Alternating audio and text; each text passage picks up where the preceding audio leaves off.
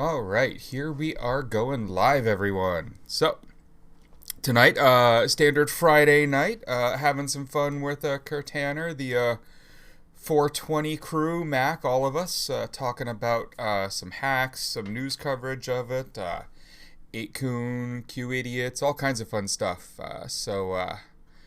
We are almost ready to go live with everyone. I think Kurt's getting set up here now. Hello, hello, Dr. Abinway. All right. And here we are. All right, so obviously no Kurt yet, but we can see his wonderful background. I believe he is naked, putting on new clothing, as fun stuff has arrived today. And I'm sure that's what everyone wanted to hear. Although I do think everyone's going to appreciate this one. And me, I'm finishing dinner. And there we are. All right. Yeah, anyone who was looking at Kurt's Twitter would have seen the fun shirt that Kurt is going to be wearing tonight. So yeah, so Kurt, let's just open right up since you can hear it and talk even though you're not there yet.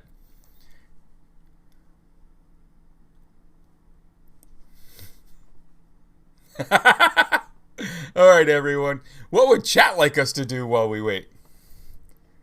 How we living over there, chat? You guys doing good today?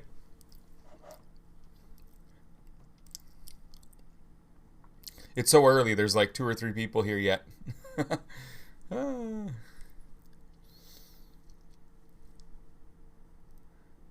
We could play Pictionary.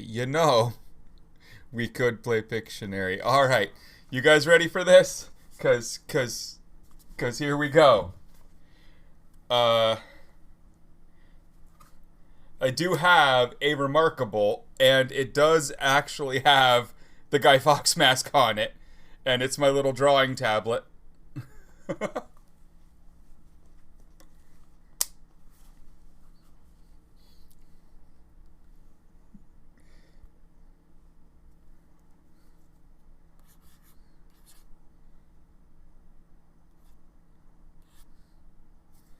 And here is my answer to Pictionary. I can't draw. I just have these because I like drawing. It's not that I'm any good at it. And that calligraphy pen there sure makes it look like I can write, but it's only through the power of like the AI that this thing does that makes that legible. I love this thing. For anyone wondering, it's called Remarkable, and it's an e-ink tablet, and it's stupid. It should not be as good as it is. But it does let you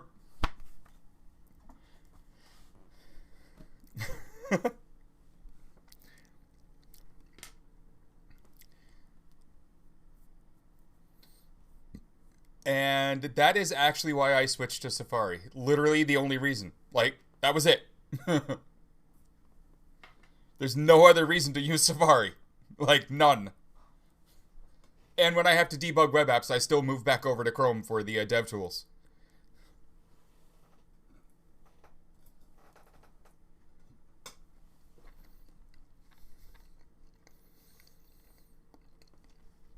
That question is hard, Dr. Abinway. All right, would I rather wear a cowboy hat or for the rest of my life or use Roundcube? Roundcube is utter trash. That software is, I don't know if you've ever like looked through the code base trying to find, fun ways around their authentication, of which there have been many. Just look at all the CVEs against their code and some of the libraries they use. But I would prefer to play around with WordPress's code base at like its core than Roundcube's personally. So I'm going for the cowboy hat. I am from Texas originally, so like I grew up around a lot of people who did, and it's not a good look. Just not my thing, but I would do it.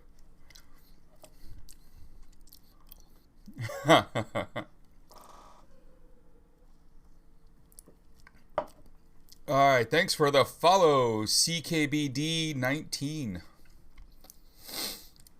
And Anonymous Twin Cities. Everybody, look at that. It's a follow party. All two of you. The rest of you need to sign on up here. We've been streaming for like 5 minutes, right? That's when you start to ask for it? There he is. Look, he's alive. Oh, and he's got... All right, so tonight's show is all about beef, a very specific kind. The kind that Ron loves.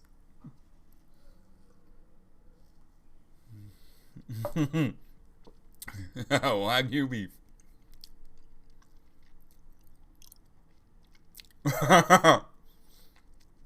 Oh my god. So here you are. You know, I want to open up with my favorite thing so far that's happened through all of this is the mail logs from A.K.A. finally got dropped.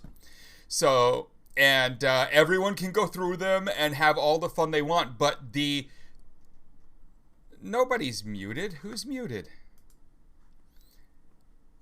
You guys can hear Kurt, right? Oh, you can now. Okay, well, sure, whatever. Help me. All right. Help me. So the A.K.A. logs, there isitwet.com and all the other like websites he has, like all those domains, their mail server got leaked, and you can go through and look at basically all the metadata that's in the logs, which is who they're emailing, some subjects, things like that, fun stuff. Yep. And in fact, I'm gonna open up the log. And the second that you released that and he noticed it, Ron went silent. Ron has disappeared from the internet now that the mail log is out there. And thank you. I mean, you're doing a service for humanity here. I have just single-handedly saved American politics. Oh my god, dude. Yeah, so that is by far my favorite thing of all of this is just, you know, mail logs and I'm gone. Yep. So I wonder what story he is out there cooking up so he can come back and you know... Not only that... Say they were faked or something. No, he's not, because like the Bellingcat piece that is coming based on those logs. So it's past editors. The piece is done. It's complete. It's got a lot of really fancy interactive maps where you can click through all of the associations of Jim Watkins and company. Like this thing is a full-fledged masterpiece of an article. And they've got to, obviously, when you publish an article, they have to make phone calls about the subject of the article, which means that he's disappeared and he has not gotten those calls yet.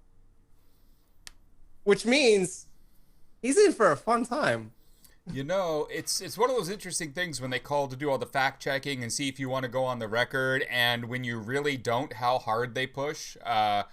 So it's going to be fun seeing this go live without any comment from him, and then seeing the follow-up comments. Because, you know, every time someone like him isn't quoted in an article like this, he then screams, "They didn't ask me," when you know they tried 100 different ways. Mm-hmm. You know, I feel like a dumbass right now because I'm going and trying to pull up the archive.org link for the mail logs, and I'm like, wait a minute, I've got that on my fucking desktop. What am I doing? And it's actually much newer. Let's go through like 500 steps to get the thing that's just sitting on my desktop. Exactly, right? That sounds about like us. Yep. I mean, you got some really choice email addresses in here. I mean, you got, I don't know, what is this? You have reptilians everywhere at gmx.com. That one's pretty funny. You've got Jugal is a botnet at gmail.com. There's a lot to unpack there. Some email addresses from the domain hitler.rocks. Oh boy. Oh, you people, boy. Like humanity never ceases to disappoint me at every step they possibly can. Lots of Jim J-A-W at Is It Wet Yet. Now, people are going to notice that there's two addresses here from Is It Wet Yet. There's Jim and there's Jaw. Jaw is Jim A. Watkins. So he actually has a couple of different inboxes. It's like he an has alias a habit. or something. Yeah, exactly. It's an alias. So if you're looking at it and you're wondering what Jaw is, that's just Jim. He has a habit. He has a habit of going and taking some of these emails and forwarding it to other addresses. I mean, you've over here, October 22nd, 2019, they've got some emails that Jim Watkins sent to Huffington Post, presumably about an article that was published in Huffington Post, which you can go and verify that actually did happen. Corrections at HuffingtonPost.com. Ben at statecraftlaw.com obviously sent it to one of his lawyers. Let's see. You got some Department of Justice email addresses in here. You got some FBI in here. You've got a lot of those. Like scrolling through that, there's a lot of contact with law enforcement from that website. Indeed. Yep. Wonder how much their fan base loves that one. Yes, and then although there's a gigantic. They won't believe it. No, they're not won't. Smart enough to believe it. Nope. Lots of cybertip.ca, which if you're not, I'm Canadian, I know exactly what that is. Cybertip is for child abuse materials that were reported inside Canada. So it's nice to see some of those in there. You know, just some guy and stuff. You know, I would like to know what Ja Rule thinks about this too. And if you want to get him on the show, we'll ask him. So, you know, you've got a task to do. We've got a whole... look at that, Doxy with all the subs. Thank you. Thank you, Doxy. Oh my goodness gracious. Look at that. Wow. Thanks for the bulk sub and support. That's great. Oh, I love it. We've got on November 26th, 2019, there is a metric shitload of emails sent from admin at isitwetyet.net, which would be that would be the day that Ron Watkins rotated the secure trip code salt on A.K.A, and they had to go and send an email to every single board owner that was registered on the site.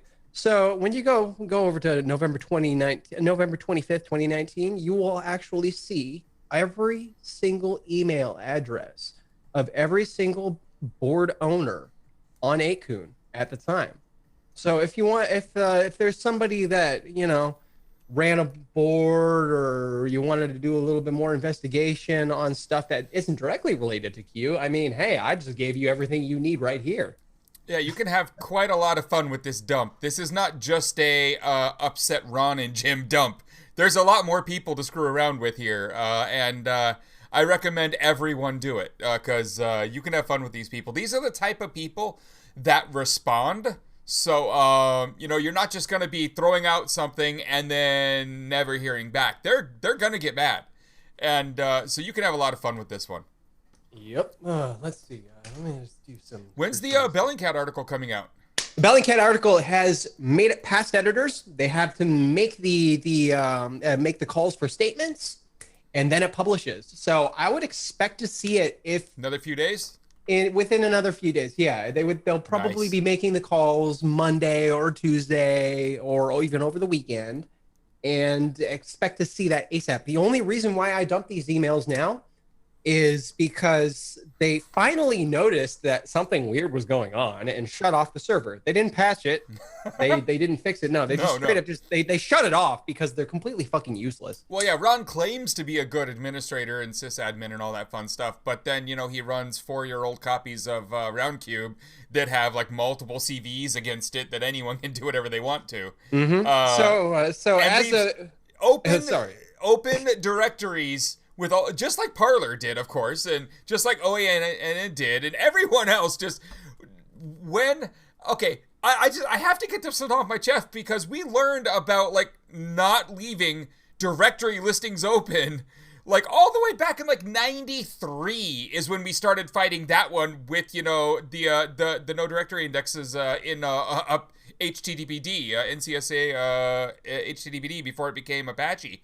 And like, so it's been that long since we already had that as a known problem that you had to check for before you went live. And every one of these people are doing it right now today. How bad are they? They're fucking horrible. And what's even better is that sometimes they leave you know, a lot of web applications, they will have an index.html present in a lot of empty folders just in case people are really bad at it. Unfortunately, there are a lot of server administrators, you know, the type that are just going and installing WordPress that have their stack set up to only have index.php be the actual index. So even in those cases, they think that they're safe, but no, you can still go and traverse all of those directories. There's a 0 day that just hit for a SMTP plugin for WordPress, and it's literally just because they forgot to put an index file in the folder for the plugin. So you can just go and pull the debug logs and just get a straight up RCE and dump the admin creds and stuff for any WordPress installation using it. This shit happens all the fucking time. It's and again, I would like to point out that our wonderful Ron Watkins still claims to be a really good network administrator who also has strong opinions on election security and voting machines. And so he actually was attached to one of the lawsuits as an expert putting in a brief about the security of it, and it was thrown out because the other side argued that he had no standing as an expert because he has no standing as an expert. Dude's an idiot. So wait. Okay, hold on. There's something that just dawned on me. Do you think that A.K.A. has to do a disclosure of information breach on this one? I mean, they should legally, right? What country would they have to like bother with? Because NT Technologies is based out of America. It is. So they would have to do ours. Would they have to do anything based on the others? Because Japan's are more stringent. You know what? You raise a really good point. I don't know what the laws are like in the Philippines.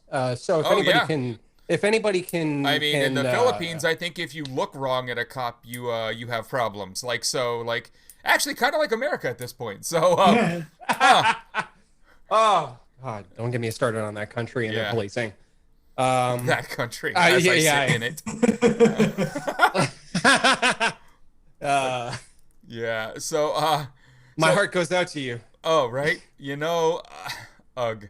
So one of the so that my favorite thing so far of the last week, as we keep, you know, the one thing that I have to say to everyone in the chat that has made me so happy is that we actually have enough to go on every week. Like every week there's enough stuff to talk about, and that's just, it's been a while since we've had that much stuff going on. But my favorite number one is obviously the mail leaks, because if you go through the server log there is a lot to unpack. And this is my favorite. This is my favorite email in here. Make America Great Again at national.shitposting.agency. Now, that like all things aside, that's a fucking incredible domain name. I will just really like is. Like so wow. Kudos to you. Other than the fact that you're a MAGA chud. But anyway. Wow. Oh my god. So you can just do a search for .gov and you get some fun stuff. You have actually there's a funny thing. Compliance at Isn't Wet Yet replying to HQ_ISP_MLAT_returns at FBI.gov forwarded to Arthur@susukino.com. Now this one is interesting to me, and it passed over our initial inspections because SusuCoin is a shitty cryptocurrency that is developed and run by the Watkins. So I really wonder, it's a Ponzi scheme. Really wonder what's going on there. Meska M.E. Kasler at FBI.gov. And we got Jesse Horn at USDOJ.gov, Robert Adams at USDOJ.gov. Those were in January 2020. I really wonder what was going on there. If anybody can refresh me on anything that was going on with A.K.A. in the media. We have the Virginia State Police, VSP, Christopher Putnam at vsp.virginia.gov. There's multiple emails back and forth with that address. Yeah. We got some more with M.R. Boesch. We got cyber KGP at policia.gov.pl. So we gotta have the Polish cyber police.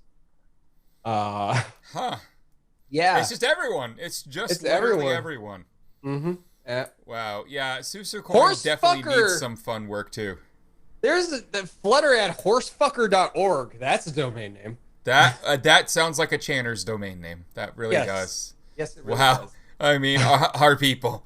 But the other thing that I found really entertaining over the last week has been the threads between Ron Watkins and Dan Bongino, the right winger, with his own little show there. These two have been going at it, and what surprises me is good old Bingo there normally doesn't argue because he's an idiot. So he usually just blocks anyone who disagrees with him because he looks like a real moron when he interacts.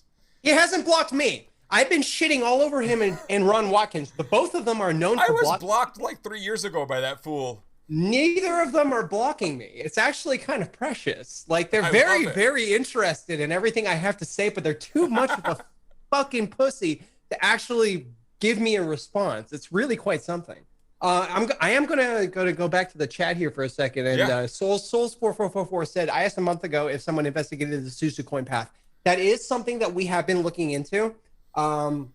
Like I said, the initial going over of these email logs, we did overlook that initially, but now we're doing a much deeper dive on it. And the beautiful thing about all of this is that we can laugh about every single mistake these idiots are making. We can drag them left and right, but they will literally only go and plug up a single hole at a time. Like after it's already been exhausted, after we're just laughing it up and shit, they are so useless that all they have done is shut down a single mail server after I had already exhausted all options available to me on that mail server. So it's like, it was already done deal. I don't even care anymore. Y'all fucking suck. And also, he also said earlier that there is an 8kun dev server with an exposed git folder.git. We have been working on reconstructing that Git repository via that folder. There has been a decent amount of success on that effort. We have a good chunk of it. So we're going through it right now. We're seeing if we have any tips or leads and stuff. It's a little bit out of date. Hasn't been updated since 2017, 2018. So it's not the current code base, but there's enough there to play around. I mean, I would say it's possibly the current Git code base. Again, we've seen their skill level. For all we know, they've been editing production code for a while and not committing. Oh, you had the full Git. Oh my god. Okay. Please shoot it over because we ran into a couple of hiccups along the way. So when you have it, let me know. Or when this show is over. Yeah. As fast as possible. There's shit to be done. Yes, exactly. I hope you see this, Ron. More fun is coming. Yo, you got the secret branch. Oh, nice. Troy 01. It's their known development system. Troy 08 or Troy 09 is one that they also use as well. I mean, if you really want to doubt that we have a lot of these credentials, then there you go. You have your hints. Have fun with that. I at some point, I don't know if you've ever felt this, Kurt, before, but like sitting let's go way back, like even like during the HB Gary days, right? Like that night as I watch, that small group of kids who became, lulsec afterward. But like at that point, I watched them go up against a supposed security company and nothing stood in their way. Like every 5 minutes, a new thing was hacked, right? And I thought to myself, this is great. This is fucking hilarious. And I'm loving everything that's going on. But in the back of my mind, I was thinking, this is a security company working for one of our government arms who's supposed to be fixing and securing their web apps. And we're going straight through their web apps. I would love once to see a hacker of that skill level get stopped. Not because I don't want what's on the other side, but I would just like once to see like a system administrator implement security at any level, like at all. Mm-hmm. Just once, I still would like to see what's on the other side, but it's infuriating at some point how easy it is sometimes. It really is. It's disappointment in humanity is the best way to put it. I mean, these people are getting paid to do it. We're not. Yeah. So, I mean, I understand the human problems. Like, I understand, like, getting root on rootkit.com there. That was easy because, like, we asked a human for the root password and he gave it to us. That wasn't a security problem on software or anything. That was, I mean, standard human error. That wasn't even social engineering. I'm sorry, but social engineering, I think, takes at least 2 or 3 steps. It's a little more complicated. No. Hey, guy, we're out of town and don't have root. Oh, I'll reset that for you. That's not social engineering. Well, also, I mean, it does take a little bit of there are people that are absolutely terrible at lying. So, like, there are people that are good at social engineering, and there are people that just absolutely can't even attempt it because they flub it. A great example is, say, somebody calling 911 and asking them how illegal it is to cook meth because they're cooking meth in their kitchen. Someone like that definitely cannot social engineer. It takes wit, it takes craft half the time. The other half of the time, you can literally just send an email and they hand you the goods. Yeah, I mean, it's surprising. Like, I've sat there in many of these rooms watching as hacks happened over the years, over even, I mean, the last 20 plus years, and human error is a lot of it, like in terms of like that one where he just literally reset the root password and emailed it to us in plain text. But like the amount of times that people have gotten into servers that I almost like at some level thought like, it'd be nice if we didn't get into this one just because I want to see an admin who can implement security at some point. But then we get in, I'm like, no, I wanted that. So like, this is good. Yep.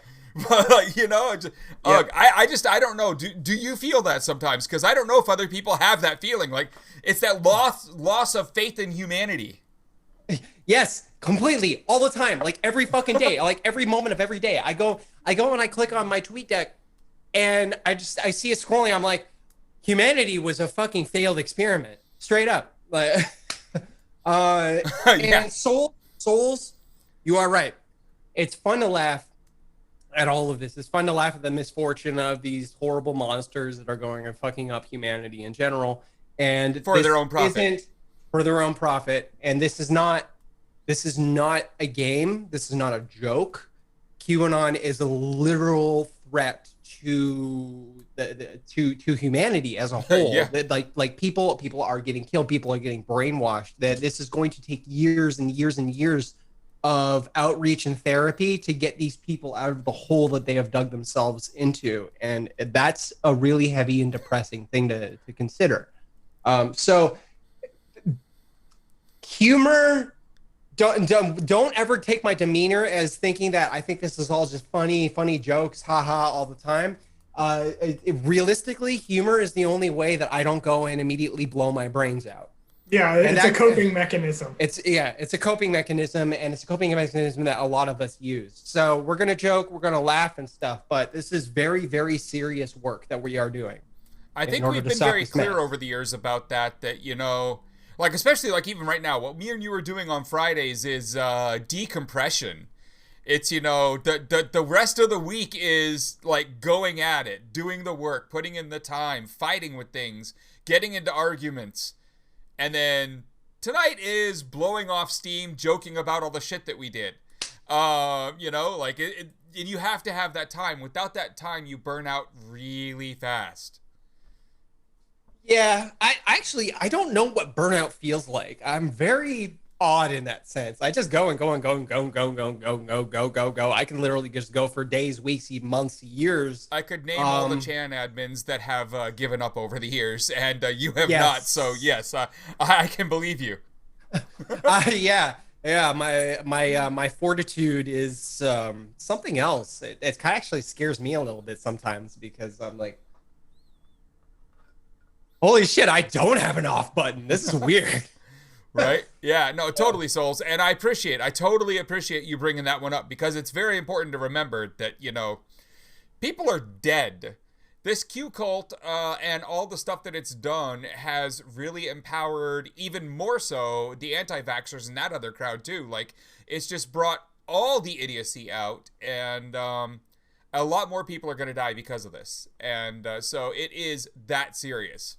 And to be clear, it's why they're at the end of the day, that's why they're the target. And to be clear, I am trying to prevent a civil war from breaking out in the United States. And if that happens, a lot of people are going to fucking die. And there's going to be a lot of suffering. So when I'm joking about that, you need to remember that my stakes are literally stopping a war. It would be nice to prevent discussion. That. And I want to point out to Anonymous Twin Cities there. That is a distinction I make, and I make it on purpose. I will always just call them Q. I will never say the other thing, as they are not in any way Anons. No, QAnon is not anonymous. No, just call them Q. That is the correct term. So boy. I don't know. I mean, it's been a fun week with all of that stuff. But, back to Parler and Don Bongingo. Let's talk. Yes. So this whole situation started with me just wanting to have a little bit of fun with Ron. So we figured out that you can go and have a verified account on Parler and change your username at will, which, by the way, you can still do that. So if you go and get a verified influencer badge, go ahead, change yourself to Donald Trump, have some fun. They really aren't paying attention to this issue. Right. So we made a Jim Watkins account, tweeted some stuff, then decided to change tack.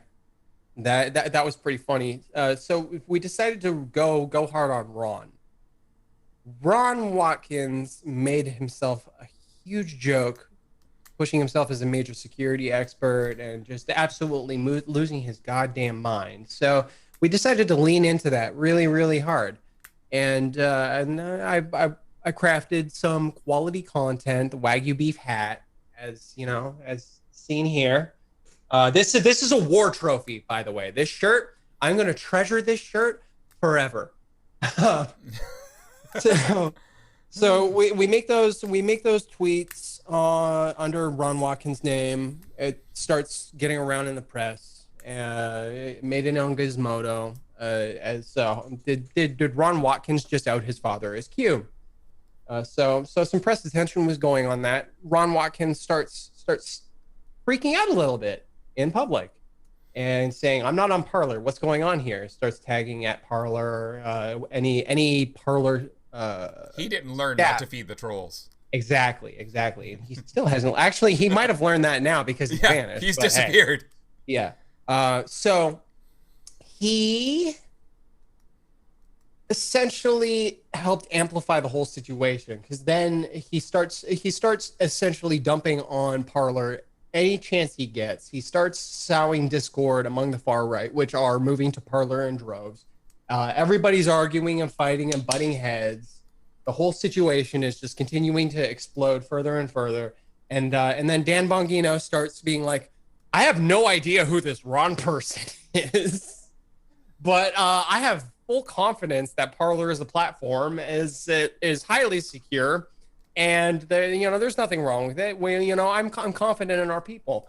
And the two of them are arguing back and forth, butting heads, and Ron's like, "Oh, but black hats can manipulate your platform, and they can change their identity." And thank you for the flattering comments, Ron. Right. And then on top of that, you have the situation where I found that gigantic MongoDB database of a whole bunch of various email addresses, zip codes, and whatnot from various publications from Parler. So that they had that entire leak, which is still a blossoming situation. So I've just been making a joke of their platform left and right, and these two are butting heads, and I'm sitting back and I'm just laughing like, I didn't even intend on really making a shitstorm with Parler. I was just having fun at Ron's expense. This is just icing on the fucking cake. Like, this whole situation was an accident. A happy accident. And it's been beautiful to watch unfold. And basically, chaos is beautiful. It really is, and that was a lot of fun. In the chat, they've been talking about who did what, and if I recall this correctly, You got an account on there and found quickly that their verification system was a joke and suddenly had a verified account. And then switched it because they don't have any protections on their verified accounts. So you can change the names, the usernames, all you want. And then suddenly Ron had a verified Parler account. Yes. And that's kind of how that went down, right?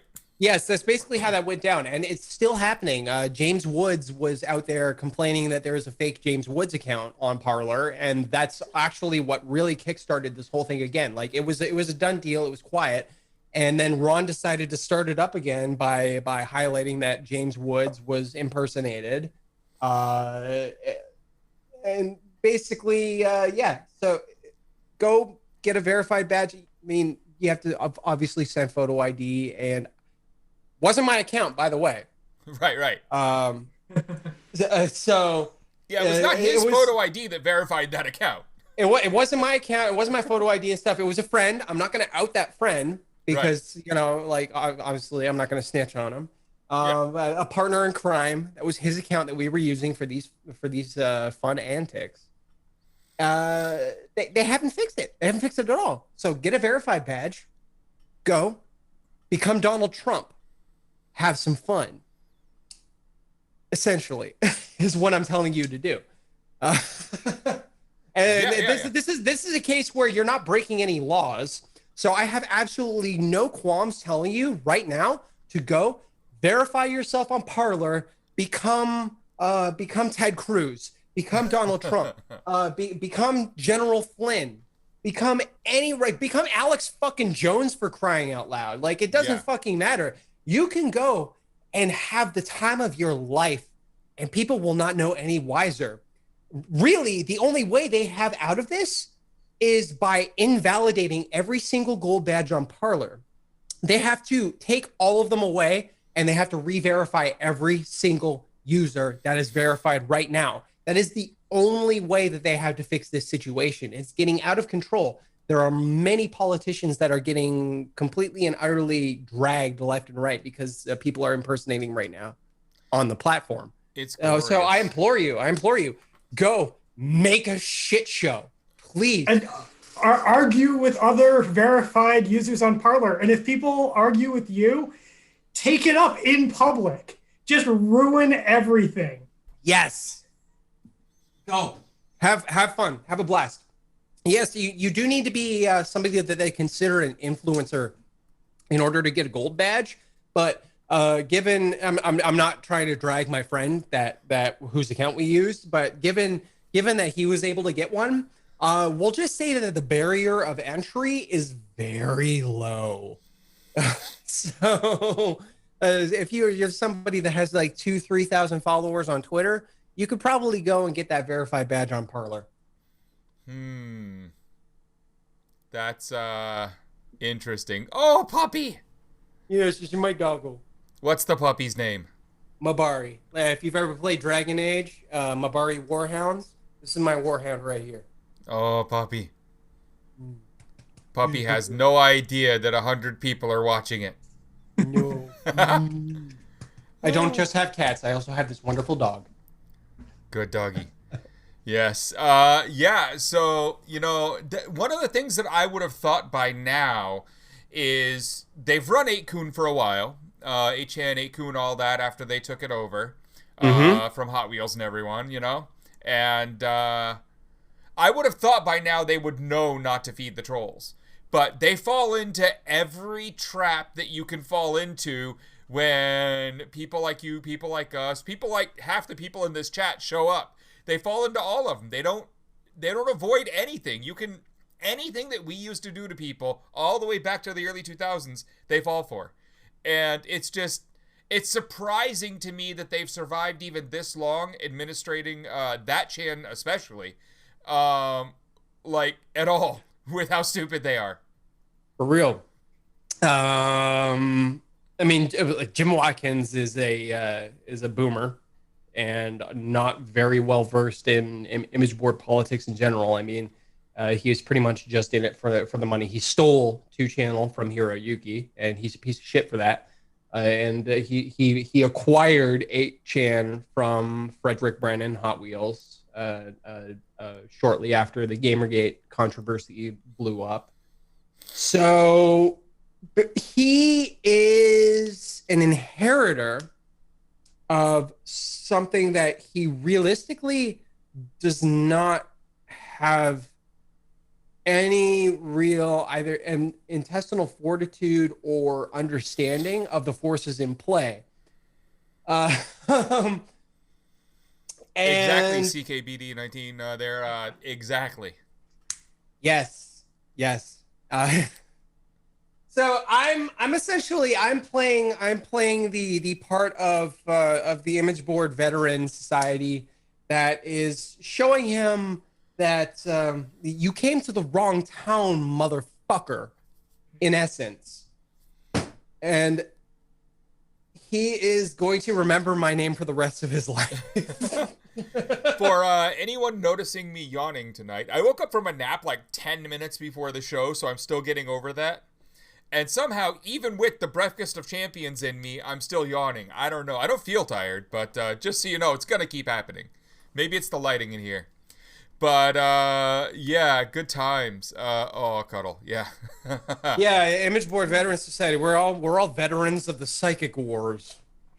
Well, the thing about, so Dr. Avonway, you know, with the deal with Hot Wheels, the thing there that was really important was my personal belief, and I think Kurt will be able to speak to this a little better, although, you know, not giving up anything personal, because Kurt does have a, you know, relationship with Hot Wheels.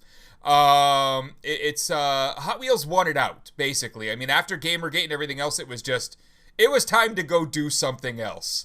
That was the sense I got. It wasn't any, like, fuck Chans, it wasn't any fuck this specific person, it was just, I'm out, I'm done, that wasn't any fun kind of a moment. That's what I felt happened, personally. And Watkins showed up and was ready to go, and that's what it felt like from the outside. I don't know, like, what do you think, Kurt?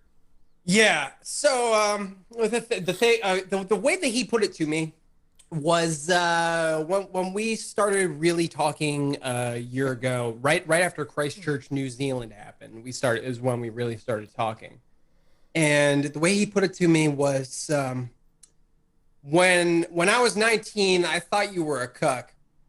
I just didn't have any experience. I am more cucked now. Thank you. And we've become really, really good, close friends since that time. You know, we've talked an untold amount of time about just like image board life, politics, just how this whole fucking nightmare exploded. And realistically, like he didn't quite grasp at the time just what exactly was going on. And I am going to point out here that Hot Wheels did, when he was a kid, he was 12 or 13 years old, he told me. He told me that he had downloaded a Chanology MIRC pack and joined. Like he was one of the people that joined in for some of the fun back in 2008 for Chanology. And when I started talking to him and talking about my past and how I have my own survivor's guilt and so on and so forth, and I feel so fucking bad for what he was going through at the time, that was when he had a light bulb moment. Was like, holy fucking shit, you're the guy. Right. It was a really surreal moment for him, and that was really when we connected on a much deeper level. So essentially he got dragged into a bunch of shit. He didn't really understand that he was being dragged into a nightmare. He gained a lot of friends, a lot of attention and stuff, and I am not going to judge him whatsoever for going along for the ride, because in my case, I did a lot of the same thing. I was the same age. I was 19, 20. I was going ruining shit, having fun, and he was in a very similar sort of situation. He probably has a lot of really, really good moments and memories from that whole situation. As time went on, he started to come to realize the damage that was happening in his wake. He got involved with the Watkins family. He became disillusioned because he was telling Jim Watkins that, oh, you need to be doing this and this and this and this, and they weren't paying attention. He felt like his talents were being completely and utterly squandered there, and he was completely right to feel that way. And eventually, I think it's 2015 or 2016, he told Jim, "Fuck you, I'm done," and went and started making fonts. I'm not going to judge him for his font nerdery because I'm a typeface nerd myself, and I have a very huge appreciation for typefaces and the whole art of typography. So we actually have a deeper connection there on that level. I don't make fonts. He does make fonts, but I have an appreciation for the art. But that's an aside. Yes. And then there are a surprising amount of font nerds on our side that people don't realize until they start talking to them about, like, you want to work on this graphic or something, and then they say, which font do you want? And then they let you know that they have 7,000 fonts on their system. Pee pee poo poo. Yeah. Pee pee poo poo check. Right. The 420 mic check. Yeah. So and time goes on. He eventually realizes the monster that he helped foster, much like I had those exact same feelings. Anonymous was my monster. That leads into Gamergate, version 2, same playbook, so on and so forth. A lot of stuff I did. That was his monster. That leads into Donald fucking Trump. So, and then the whole nightmare of like all of these radicalized shooters, Christchurch, New Zealand, El Paso, Texas, all of that shit. So you can surmise that we have a connection on a very deep level on a lot of very traumatic stuff. So both of us feel bad about the sins of our past, and that's our common alignment, and we're both dedicated to just taking Watkins the fuck down. And that is a glorious end goal. That is the way it should go. You know, the weird thing is, like, you guys' past is definitely into some of that, right? And then mine is bringing way too many normal, average, everyday people to the hellscape you had created. Yes. You know, You guys build the internet hate machine, and I decide that all the normies watching CNN need to come use it. And, you took my ball and you ran with it, and you ran with it in fucking glorious fashion. I will bow down to you for that one. It was, the thing I always like to say is everything we ever did was an accident, because, like, no matter what happened, something happened that was beyond our control. Like, we did not do it. And then we responded, and 9 times out of 10, it seems that people like us were responding correctly because we just kind of understood the internet. Yes. And, the whole thing. That is the whole fucking thing with Anonymous. It's accidental. It's reactive. We are reactive motherfuckers. We don't start a fire. We see a fire and we take it. We go and we lay a torch and a canister of gasoline. We fucking run. We dump that gasoline everywhere and fucking hurl the torch on it. That is our modus operandi. It will always be our modus operandi, and that is where we excel. All right. Anyway, continue on. I just want to say something without going too deep here, but San Antonio, do I know you? Just let me know in the chat if I know you, because I think I know you. I think I have a nice 4-panel graphic from you the other day, but anyways, yeah. You are, oh my god. That guy is amazing. That's what I'm going to say. I don't know how much he wants me to say any more than that, but Marble Cake was a lot of fun. Marble Cake, also the game. Indeed. Dude, when they came to me during we're doing all the work on Mr. Robot, right? And I get this phone call from Core, who's working with Sam. They're 2 people who work on, the show. Sam Esmail, whose idea it was. And they say, we need 2 words because we're going to show a screen on a phone and then we're going to show it again. And they need to have meaning to your people. And I'm like, oh, Marble Cake, the game. Let's go. And so when you see that scene in Mr. Robot, it's because they asked, like, what would work here? And what would make people know that, like, people like you actually helped with the show? And I was like, that right there. Like, perfect. That's good. That's good. That was perfect. But also, okay, no, Kurt's I don't ADHD ever. does not let him do I that. do not ever sit still. I don't fucking sit still. Like, I'm an energetic motherfucker. Nice. So I apologize if I give you motion sickness, moving around constantly like this. Like, I really do. But it's just I'm a man of boundless fucking energy, especially when I'm talking about heated and heavy fucking shit in history, so on and so forth. But back to the point. Moot fucking hates my guts now. Have you actually talked to him? I haven't talked. When the Atlantic piece published, he stopped replying to my emails. Nice. Of course. He had no idea that all of that shit was my fucking fault. And when he retired, during Gamergate, when he retired from 4chan, yeah, he ran. He ran. I emailed him being like, end of an era. And, we had a back and forth and so on and so forth. And he's like, I'll give you a shout out. And he gave me a shout out during the retirement stream that he did. It was a very nice one. But I don't think he ever caught on to the plot thread that I was basically the reason why his life was a fucking nightmare. Yeah, it was. He hated us. Like, I'm sitting there having conversation with him about the fact that, like, there you are with your analytics and your little bars here of your users, and then Chanology, and, you went from... There's two. There were two jumps. The Eternal September... Yeah. The Eternal September was essentially Fox News.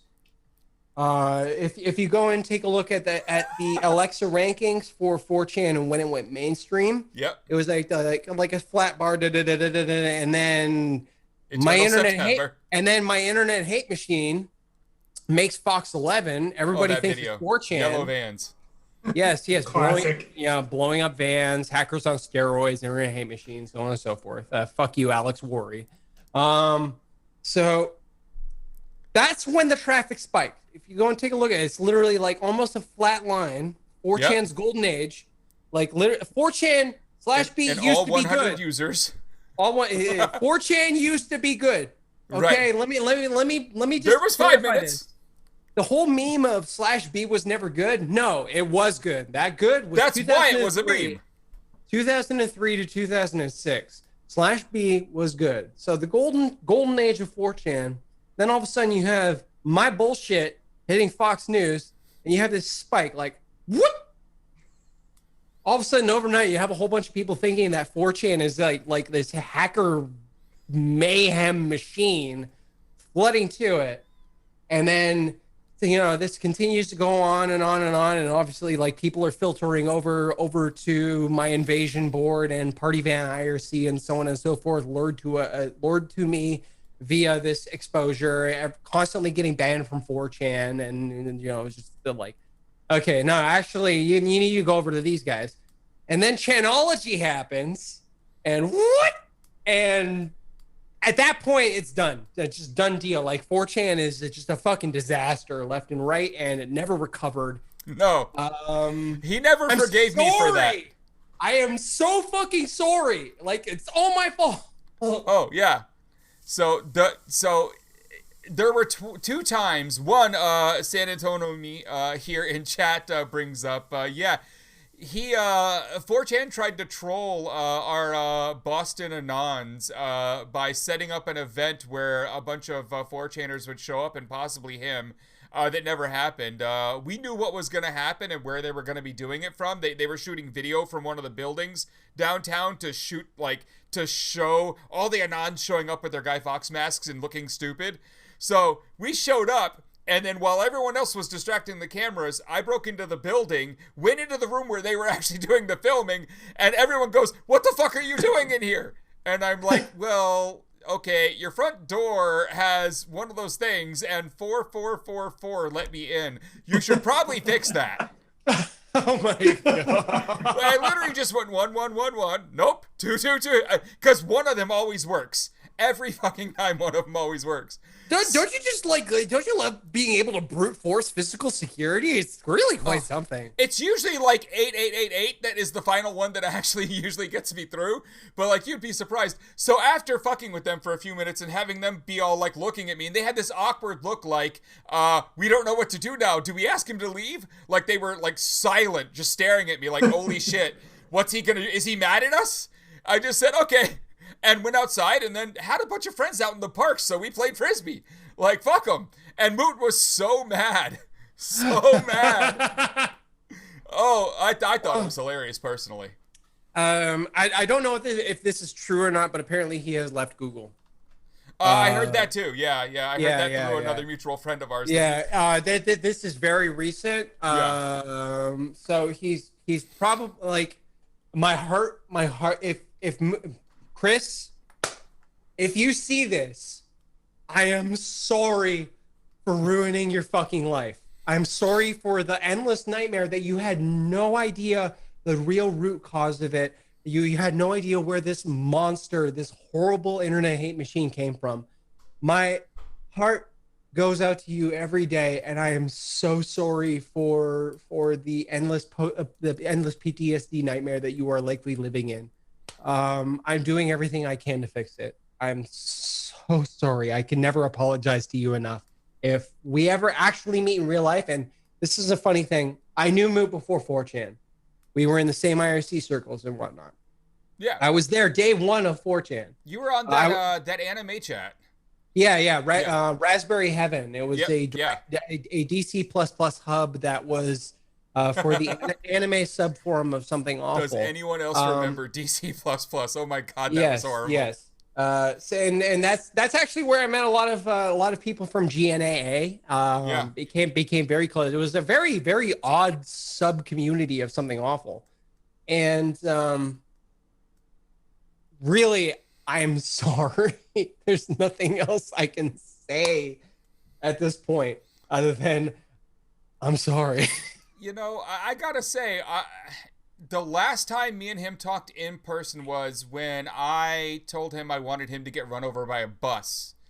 And I meant it at the time because he had been, let's say, very unhelpful for months. And that's saying it lightly, what he had been doing. And I was surprised. I was surprised. Yeah. He responded when I said, he's on stage, by the way, trying to give a talk, and I just walked right up to the stage, right in front of him as he's holding the mic trying to talk to an audience in an auditorium, and started talking to him like the audience wasn't standing behind me. So, like, I mean, I was just, like, balls to the wall, pissed off at this guy. And so when I said, you know, that they could hear it over the mic, that I wanted him to get, you know, hit by a bus, and he was on point, because the second I said it, he looked down at me and said, are you going to be driving that bus? Like, he didn't flinch. He went right back to talking to the audience. Like, he was at a point quick on his toes, and I think that was down to just running 4chan for so long. Like, he had gotten so quick on his toes that shit like that did not faze him at all. Yeah, he basically got blindsided and had to really understand how to deal with bullshit. There's a mutual friend of ours, Jihad, who used to be really good friends with Moot, and to the point where they actually shared an Empornium account. And nice. I know what kind of porn Moot was into, by the way. I don't know that I need that information in my life. You don't. You probably don't need that information, but I have that information. I know that goes in your memoirs. Yes, I know what kinks Moot is into.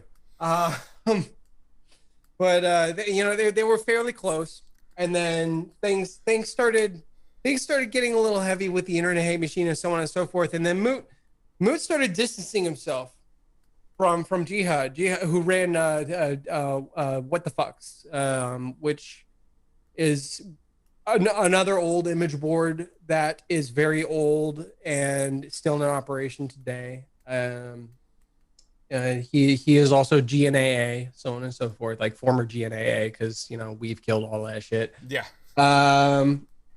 And Moot was like, I'm going to just step away from you because you're shady associates. I don't know. You're like, all you freak me the fuck out. Probably a good decision, really. But Moot was honestly a very weird guy to be running 4chan in my eyes, because like when he got the job at Google and he showed up wearing his button-down shirt and his fucking khakis and his fucking like penny loafers and shit, looking all like he was from some rich family in Connecticut and went to like the right schools and shit, like that looked more natural to me than when he was trying to like act like he actually belonged on 4chan.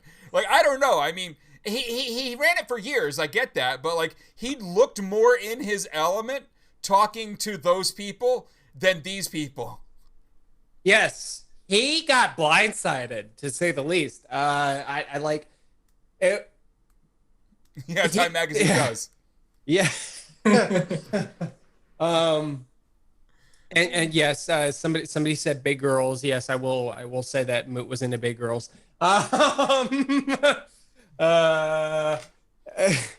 Yeah, he basically got blindsided. He really didn't understand. Like he first registered 4chan.net because he wanted vanity email addresses, because the whole thing was we would shit post on 2chan, like Futaba channel and 2chan, and basically trolled them endlessly and made such a nuisance of ourselves that they banned North American IP addresses.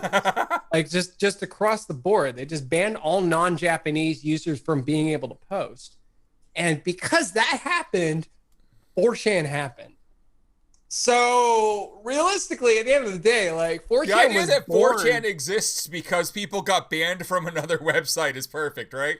Yeah, it really is. They got 6 continents, 6.75 continents banned. The best quote though is the day that Moot registered 4chan.net in IRC and Raspberry Heaven, they were like, "Wait, somebody registered 4chan?" Somebody said, "Time for 8chan." Yeah, that's fortuitous.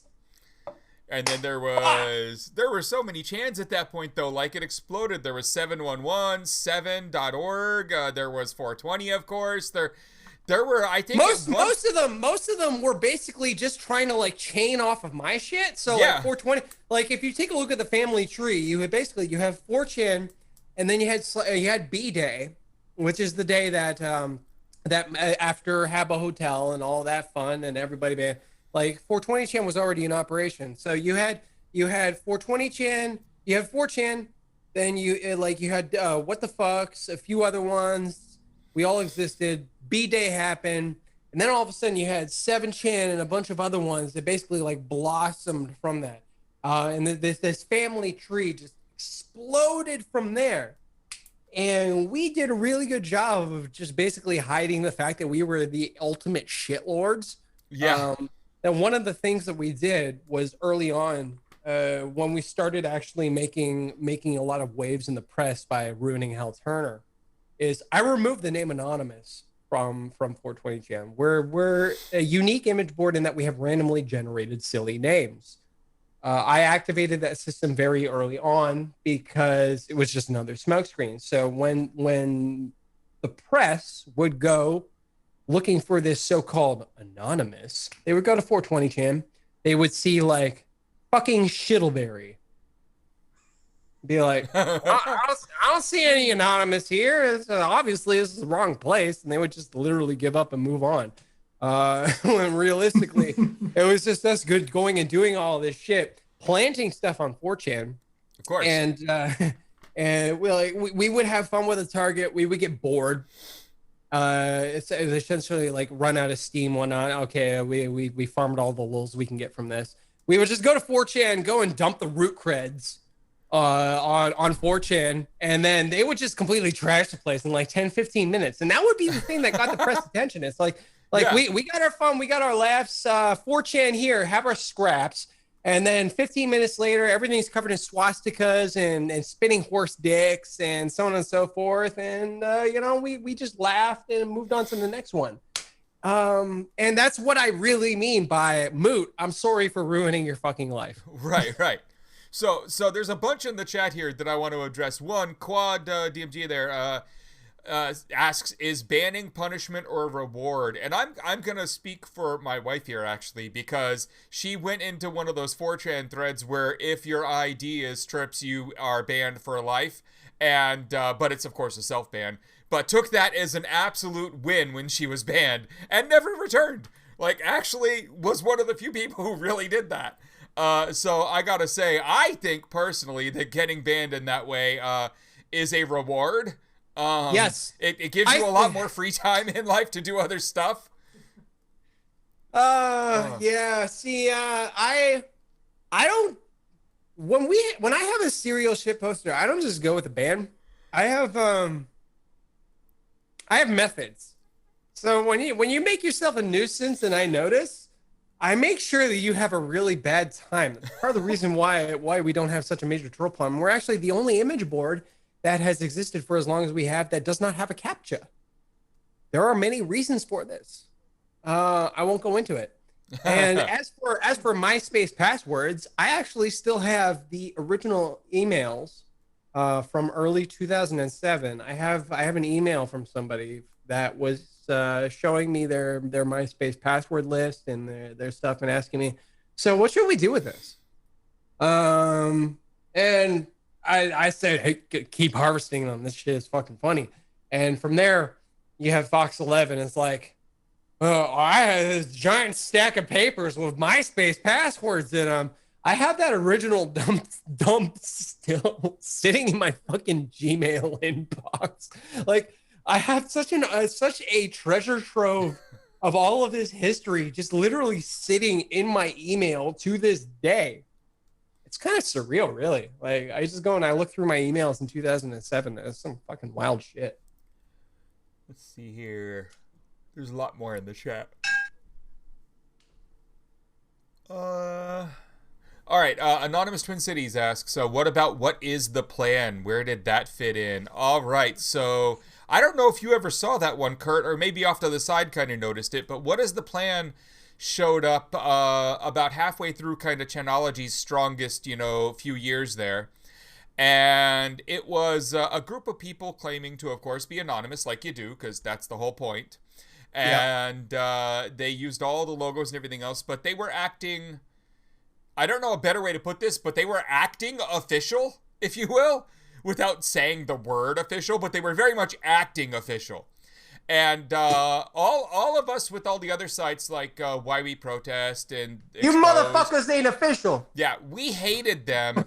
And we spent a lot of time breaking into their private chats, into their secret boards where they would actually be trying to organize what is the plan, and just destroying the place. I mean, it fell apart because we just hated them because no matter what happened, they wouldn't recognize earlier ops. They wouldn't talk to people who had organized stuff. They were trying to do things in all these new ways that didn't work. And so the one lucky thing we got out of it is they did get a lot of people to see their initial few videos. There was some production quality to the videos. And it did bring a lot of people in who made it to, what I would consider all the right places out there and started doing some real work. Like, we got a kind of infusion of new Chanology people during What is the Plan. But our goal with all those new people was to convince them to get the fuck off of What is the Plan. I hated those people. They ran the site. Yeah, I did not. Yeah, that's something that flew over my radar. I think at that point I was like in full blown, like, I'm not paying attention to this whatsoever. No, I'm getting the fuck away from this. There was a couple of years where it was like that. I didn't start paying attention again. Middle of 2008. Yep. I was just like, nope. Okay, I'm good. Bye. Okay, whatever. And it wasn't until Lulzsec started really making some noise that I started keeping a closer eye on things, mainly because they made me lose a fucking job. But I won't get into that. Yeah. Well, yeah, so, 8-Spit there. Useful idiots is a good way to describe the people who were behind what is the plan. Like, I understand they had what they thought was a good idea. I think their idea was dumb as hell. The plan was never really released in its entirety, whatever it was supposed to be. But it did bring, like Anonymous Twin Cities here, it brought people in who then stuck around and got a lot of cool stuff done. So, in the end, they were useful idiots. At the time, I didn't really feel that way because they were as problematic as another site that had shown up, which was named Scientology Exposed. And we know the person behind that site now by the handle of Lorelei. But this is where that person comes into play. When they're still in the military, still out of country, all that stuff before everything went even more sideways with that person. Yeah, exactly. That's the correct face. They started out as it's the admin gonna take of me a while Chanology until website. I stop sneering. They started out as the admin under a completely different set of handles of Scientology-exposed.com.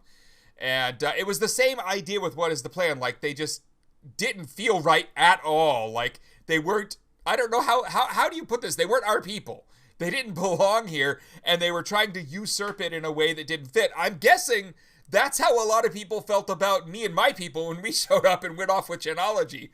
Like, realistically, yes. You know, but also, so I admit that. I'm not going to say I'm better. I'm just going to say, like, for us, that's how we felt about them. I mean, I was a horrible piece of shit. At least you were. Okay. At that time, you were no longer a horrible piece of shit. I've had that kind of transfiguration myself. Yeah, I had a lot of free time to think, especially sitting in, like, solitary confinement with the lights out for, 24/7 for a month long there. I'm lucky. I've never been popped, and I hope to keep that going forward. Wow, this just got weird. Yeah, I want to say this again because I haven't said it this episode, but whenever chat sees me do this, the chat's easier to read for me over here, so that's me actually trying to read the chat, just so you guys know. I'm not just, like, looking off and watching TV or something. Like, I'm trying to keep up with you guys. So, yeah, this is great, though. But, yeah, that's what I thought about what is the plan. I mean, useful idiots are great. It's, there's a lot of them out there. And the history stuff is always fun to talk about. Okay, I'm gonna take this opportunity.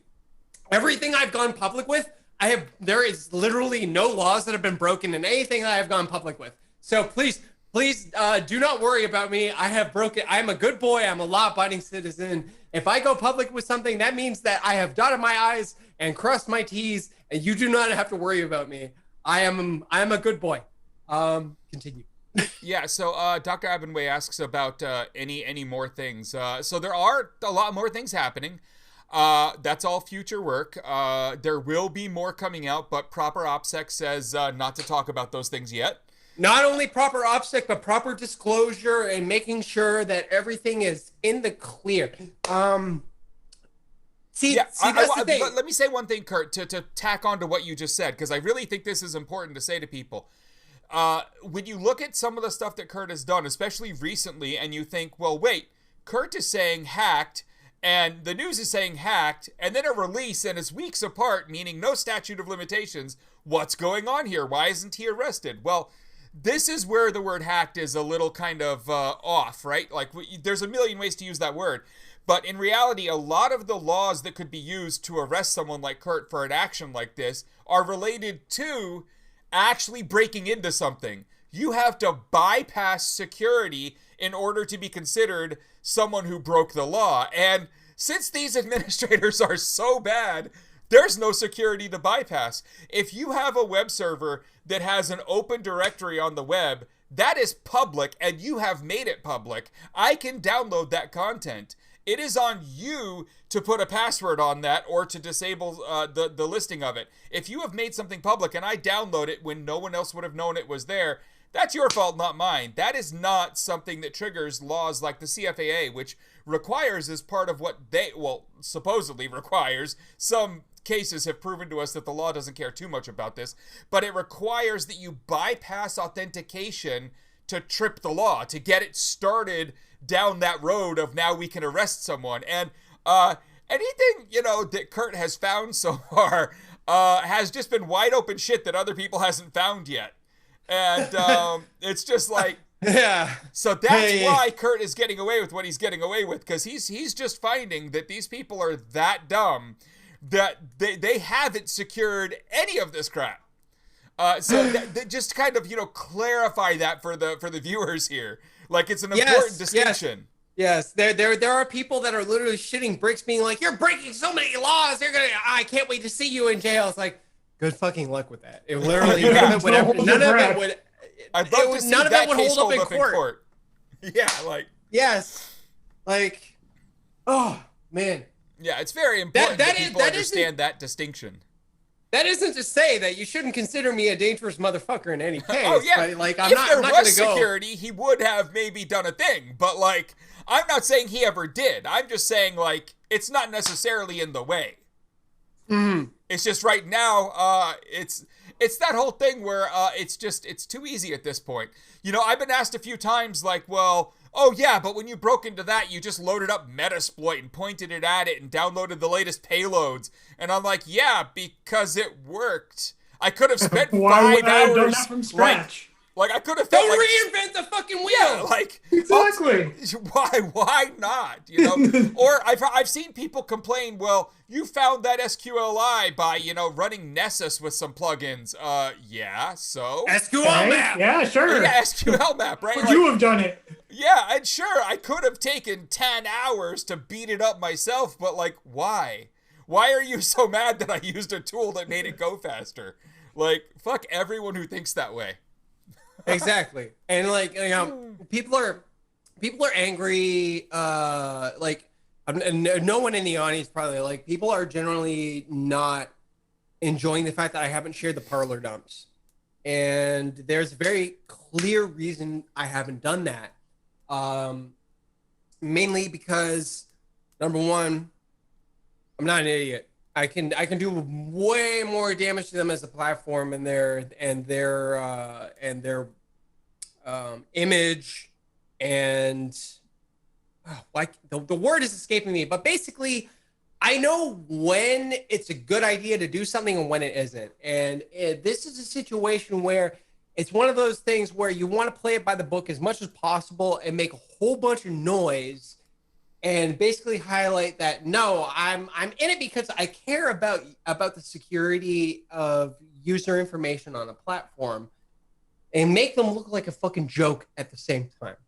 So I am not going to be a source of leaking any of the Parler information that I was able to acquire. I'm going to make sure that stays private, at least on my part. That this is, I said in the chat, yay for learning shit with age. Yes, this is a wisdom thing. And if this were me 10 years ago, I probably would have been like, well, here's a torrent. Here you go. But that also doesn't discount the fact that I shared enough information leading up to it that others were able to reproduce my work. And I guarantee that there are other people out there that have the same information and data that I was able to pull. So if stuff leaks out there sooner or later from the Parler breach, it didn't come from me, but it was the result of my work. Very key distinction. Yeah. Remember that. I'm not culpable here. Parler is culpable. They still have not disclosed any of this to their users. As far as I can tell, neither has political media. So realistically speaking here, like, I'm not the one breaking laws here. The longer this goes on, it's Parler and political media / Cyclone that are being the ones that are breaking laws because they need to disclose this information. In essence, by being as reserved as I am making them the lawbreakers. And that's the beauty of this whole situation. Wisdom. Agreed. Gamertag in the chat there asked when you're gonna out Q, and I would say that, I mean, while we don't have conclusive someone on video saying I am Q like that, Jim Watkins is Q. We have more than enough data. There are a couple websites out there that even go over like the timing of things, showing that I believe Jim Watkins is Q. Okay, Jim Watkins is too fucking stupid to come up with the shit that Q is posting. Oh, Jim sure, Watkins but there's a group of people working together. Just I think Jim is in control. Jim is the linchpin. Jim is the one in control of Q drops. In fact, like every single Q drop that is made, there's a stupid fucking authenticity certificate with Jim Watkins' face on it. It was like, this is an authentic Q drop, like with this fucking skin. So if anybody ever tries to argue that Jim Watkins and A.K.A. are not the core of this whole fucking nightmare, they are either delusional or they are intentionally trying to muddy the waters. Without Jim Watkins, without A.K.A. in its current state, there is no Q. End of story. Period. And sites like QMap and all the others that all came out of that same data set. They are all sourced from A.K.A. They are all sourced from Jim Watkins' verified Q drops. And again, there's a path for Q. You know, Q started out as a joke on 4chan / poll by Pamphlet Anon, and I mean, these people have been outed. So Coleman Rogers and what's the other guy's name? I said it on the last episode, but the two of them who were joking around and posted something fucking stupid as Q, and then the threads went nuts. And so they jokingly put up a goddamn t-shirt thing where you could like go buy a t-shirt with the shit they had said with the Q shit on it. And then that kind of made them a little cash. I mean, like a day's worth of like a couple sales, but they loved it. So they got a YouTuber involved who was like a far-right YouTuber who pushed and within a couple days, they had made some good money off of this stupid print-on-demand t-shirt thing. And then other people saw like the actual nature of the beast, which was a much bigger thing than what these idiots had accidentally created, and ran with it. And it goes through a few hands before it gets into Jim's hands. Before Watkins and crew are all in control of it, it was literally a joke that became a print-on-demand t-shirt that became this unbelievably damaging thing that Watkins is in control of now. And I mean, anyone who's been on any kind of political image board has seen this exact sort of shitpost a million times. Oh, yeah. Like, this was not new. It just, this one took off because other people saw the value in the way the meme was kind of created and formed. It led to a lot. People realized that it is much easier to psyop and convince a whole lot of fucking gullible-ass motherfuckers of anything that you want. So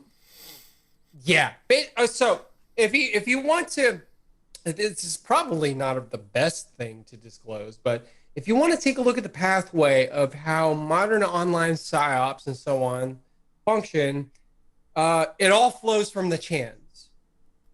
Period. We're going to start from there. So if a concept can take root on 4chan or any mainstream image board, it flows from there.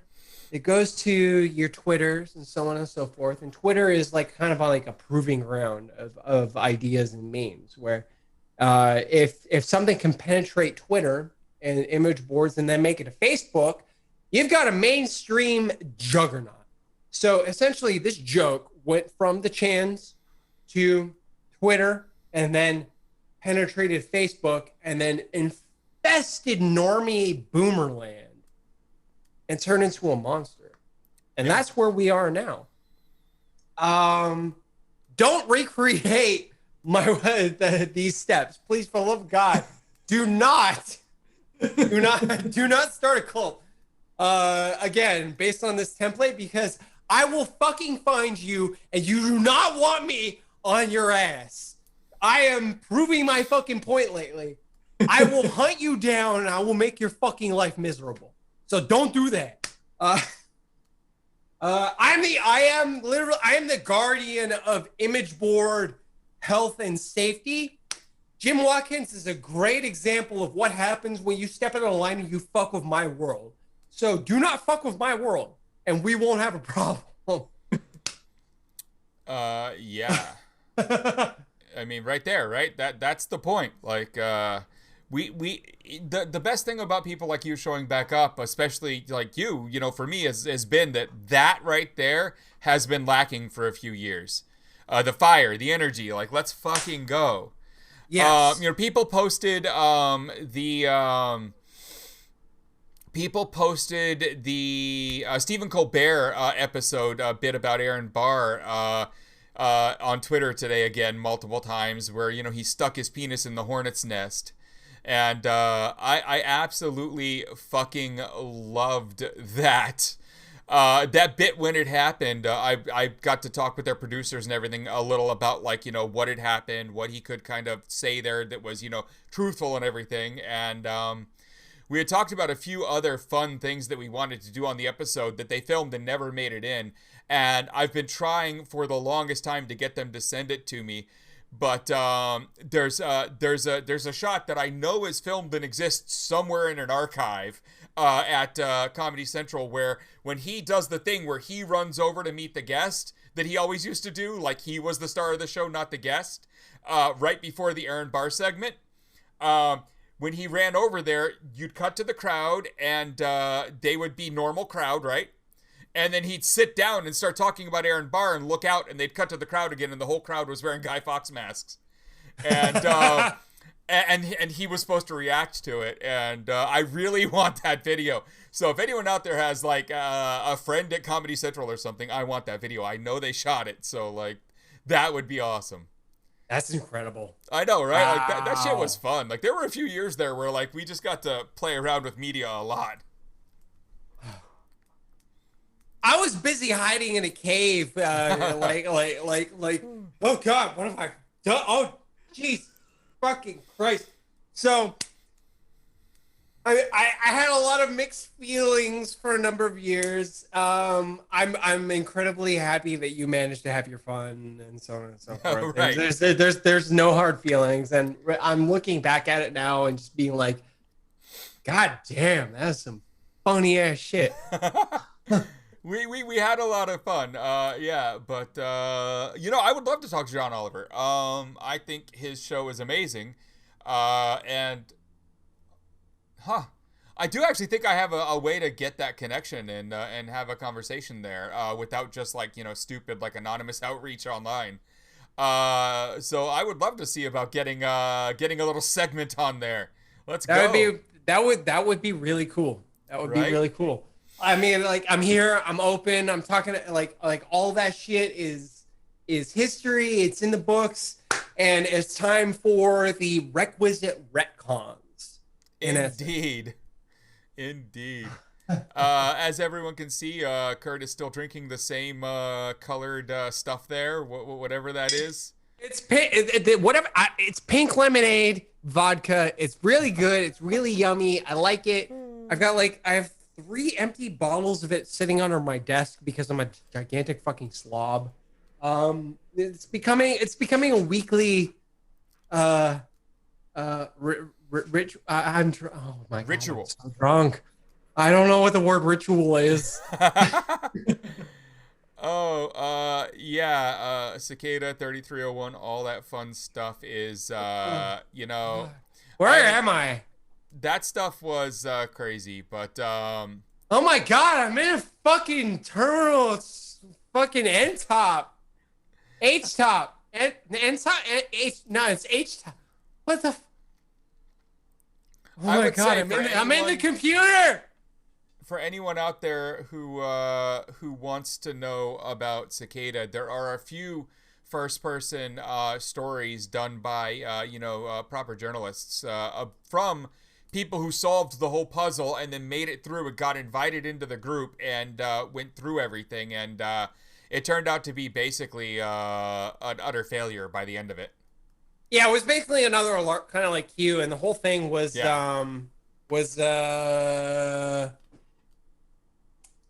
It essentially has been absorbed into the QAnon. It has. Lore. I will. That's weird. I do want to say something just because I feel like it needs to be said at this point, and it's been long enough. But if you look back at some of the GNAA stuff, you will find people involved with what happened there. Yeah. And, Yeah. That's a lot to get into. Oh my God. Not that I think you should look back at any of that. So I'm going to switch back to Zoom so I don't... Nope, I can't. And no matter what I do, I see the cum dog. That is my life now. For Satan. That is my life now. Oh, stretching. All right. Well, that's our show. No. All right, everyone. So what else would you like us to talk about there, chat? One person in chat earlier, and I'm sorry that I'm forgetting who, but I noticed it earlier, asked if the data had been handed off to journalists. And yes, multiple journalists, security journalists, regular old, just, non-computer security journalists, have seen the data and have been able to go over it, have had first-person source of all of it. So yes, there has been some reporting. There's more coming. Yes. So yeah. The whole thing, like, actually, like, after the show wraps up, I'm supposed to be getting on a call with Business Insider. Shit, you know what? Maybe I should stop drinking. Maybe you know what? That's gonna make it even funnier. So actually, you know what? I think I'm good with the We should take a quick break. You gotta save the rest of the Business Insider call. We should take a quick break. You should get some water. Yeah. Okay, I'm okay. And we've lost Kurt. Okay. We've lost Kurt. Don't worry about me. I'm okay. All right. I really need to pee. It looks like he just wants to fight through it here. I love it. This is the quality content everyone is here to see right here. This. If this is what you like, remember to like and subscribe. Okay. Remember. Back in the day, if anybody here is an old school 420 channel, and we used to do the donation events, we used to call them drinkathons, which eventually turned into smokeathon. Yeah. This is it. Consider this a drinkathon. If you want to see me continue to drink, you need to hit that fucking sub button, and you need to follow. And I might consider taking more shots because this is fucking hilarious. I agree with him. However, for anyone that follows and subs, let's not kill him. Let's not. You don't have enough alcohol there to overdo it, right? Okay. There was one drinkathon where the administrator that was doing it at the time, because I didn't have any money. Ironically, we were doing a fundraiser by drinking. I didn't have the money to buy the liquor for it. Wow. And he got so drunk that he spewed all over his keyboard. Live on video. Oh my God. Yeah, that was the whole thing. So yes, please don't kill me. The Prime subs. So the Prime subs are if you have an Amazon Prime account and you sub, it doesn't add anything to your bill. It literally just takes money out of Jeff Bezos' pocket and gives it to the stream. So anyone with Amazon Prime, please subscribe here because I would like some of Bezos' money, and for him to have less.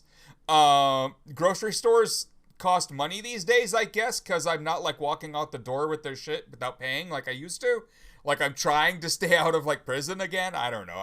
I mean, you can say that, but I mean, at the end of the day, fuck the Waltons, right? I mean, of course, Walmart, do whatever you want there. Yeah, Walmart, go. Okay, go. If you ever shop at Walmart, I am not saying, by the way, to rob anyone. By the way, do not rob anyone. But what I'm saying is that theoretically, if you go to Walmart and you fill your cart with a whole bunch of shit, just like also actually. Bring a barcode printer with you, because what is actually really fucking funny is you can take a barcode for a 99-cent item, bring a barcode scanner with you, and just take that shit to the self-checkout and just like print barcodes over everything you want. Just stick that shit on there. You just walk out with a 99-cent 70-inch fucking 4K TV. I feel like I have to edit this for YouTube. This is uncut. This is uncensored. Fuck the billionaires. Fuck the Waltons. Rip them off as much as you feels like we're fucking doing can. the stream version of all those old JPEGs people used to post, where if you knew better, you would open it up in WinRAR and it would, unzip, the real contents that would teach you how to do various things that they didn't want to post other than as a JPEG. I have a lot of experience in reverse engineering barcode formats, and let's just say I've gotten into actual like concerts and wrestling events and stuff by forging my own tickets after they have banned me from doing so for streaming their content. So trust me, I know what I'm talking about. I understand. I definitely had my own barcode printers too, and I haven't since Bring them the statute with you. of limitations. No, if you have a portable barcode printer, take one with you. Just literally, it'll be like, thanks, Martin. I'm gonna, just like just bring it with you. Go and clone a 99-cent item, and just go to the self checkout, and the people watching, they're not gonna know any fucking difference. They're gonna see that shit on. Like, no, fuck you. You saw me like, beep, beep, beep, beep, motherfucker, I paid. And then you walk out with like $800 of product after paying like, I don't know, $10. My literal citizen and fuck the Waltons. Fuck every one of them. I tell you, my favorite day shopping of all time is just unbelievably stupid and worth almost no money. But we were at the Target. I had a new roommate who had no furniture to move in with. And we get up to checkout with a giant futon at Target. So it's like a $200 futon and like a cart full of shit. And the person, it's their first day. So they're scanning everything and they can't figure out how to scan the futon. So we've got like $400 worth of shit to get this person set up, and I'm buying it because I guess I'm just that guy at that point. I had a job at one point in my life. Now I have no money, but whatever. And the person can't get the futon to scan, the expensive thing, the $200 thing. And so we pull it off, and they scan all the other stuff, and then a manager comes over with the little hand scanner and scans it, and it beeps, but it's the wrong beep. Manager just doesn't give a shit. Manager walks off as the person says, yeah, that beeped. The person's first day on the job, so they don't know any better. They don't look at the screen to see that the price never went up and it's not on the list. I put it back on top of the cart and walk out. And as we get closer to the door, I'm telling the two people I'm with, walk faster. Like, just walk faster. And we walk right out past the manager, who just waves at us, and I'm like, thanks. And I mean, that was fun. That was fun. As we get to the car, the other two people I'm with don't realize what just happened. So I wait until we're driving away, and I'm like, so you guys know the futon was free, right? Like, those two are idiots. And they're like, we should go back and get more shit. It was that was a good night. And we ended up setting up the whole room for $200. Any billionaire you can fuck with, I encourage you, just do anything you possibly can to do so without getting your ass locked up. But please, for the love of God, do it.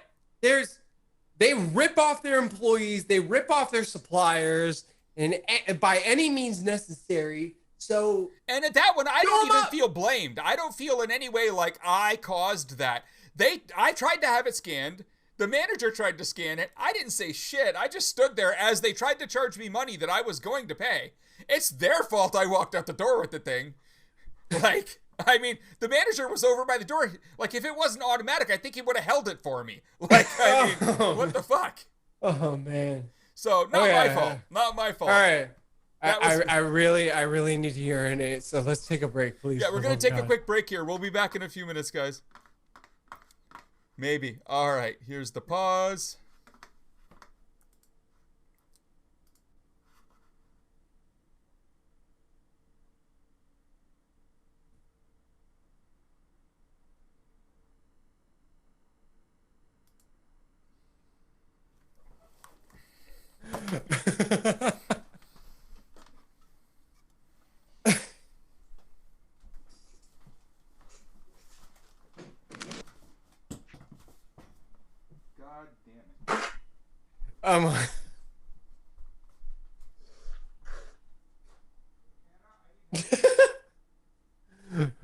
Consume the cum dogs for Satan.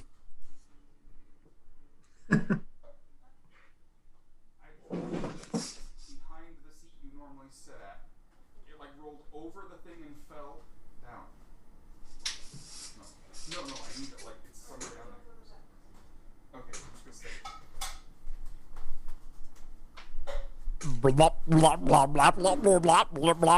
I'm getting water. Where did it go? Oh, I see it.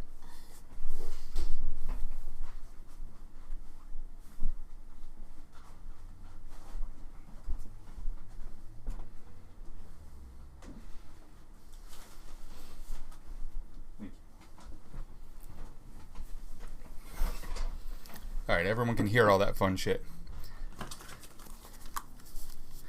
Our mics were still hot, so I had some fun. Of course. I was going to get some lemonade and take my wonderful dinner dish away, to which a uneaten meatball went rolling under a table. And I have the crowd doesn't know, but I have a really badly hurt knee. And so I can't crawl down there and get it. So I had to go get my wife to go find this food before it, just got lost forever. All right, are we ready to go back? Yes? Kurt is away. Yeah, I know the mics are hot. This is an alternative form of entertainment. Yeah, we no censorship here, man. You're here for the ride.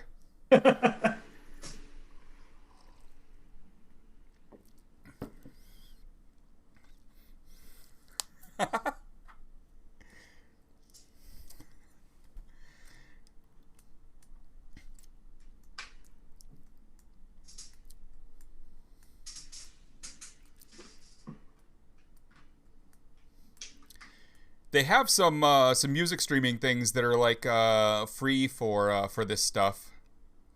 I just gotta actually get one set up. Like I'm surprised I'm as set up as I am with how complicated this shit is.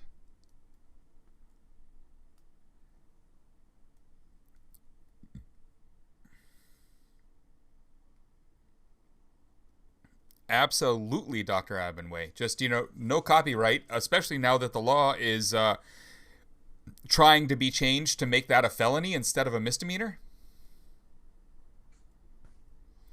Oh yeah, everyone, if you look at the About tab there on the Twitch channel for this, there is a Discord server.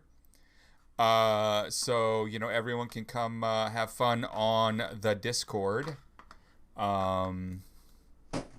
There's a little link there for it. If someone wants to copy that and paste it in the chat, that would be awesome.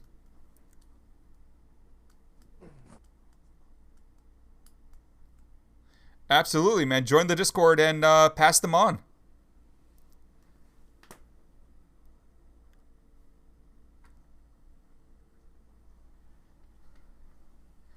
So, San Antonio, can I tell these people that they're in the presence of a legend? Can I say anything, or do you want me to keep it all to myself and just leave the mystery?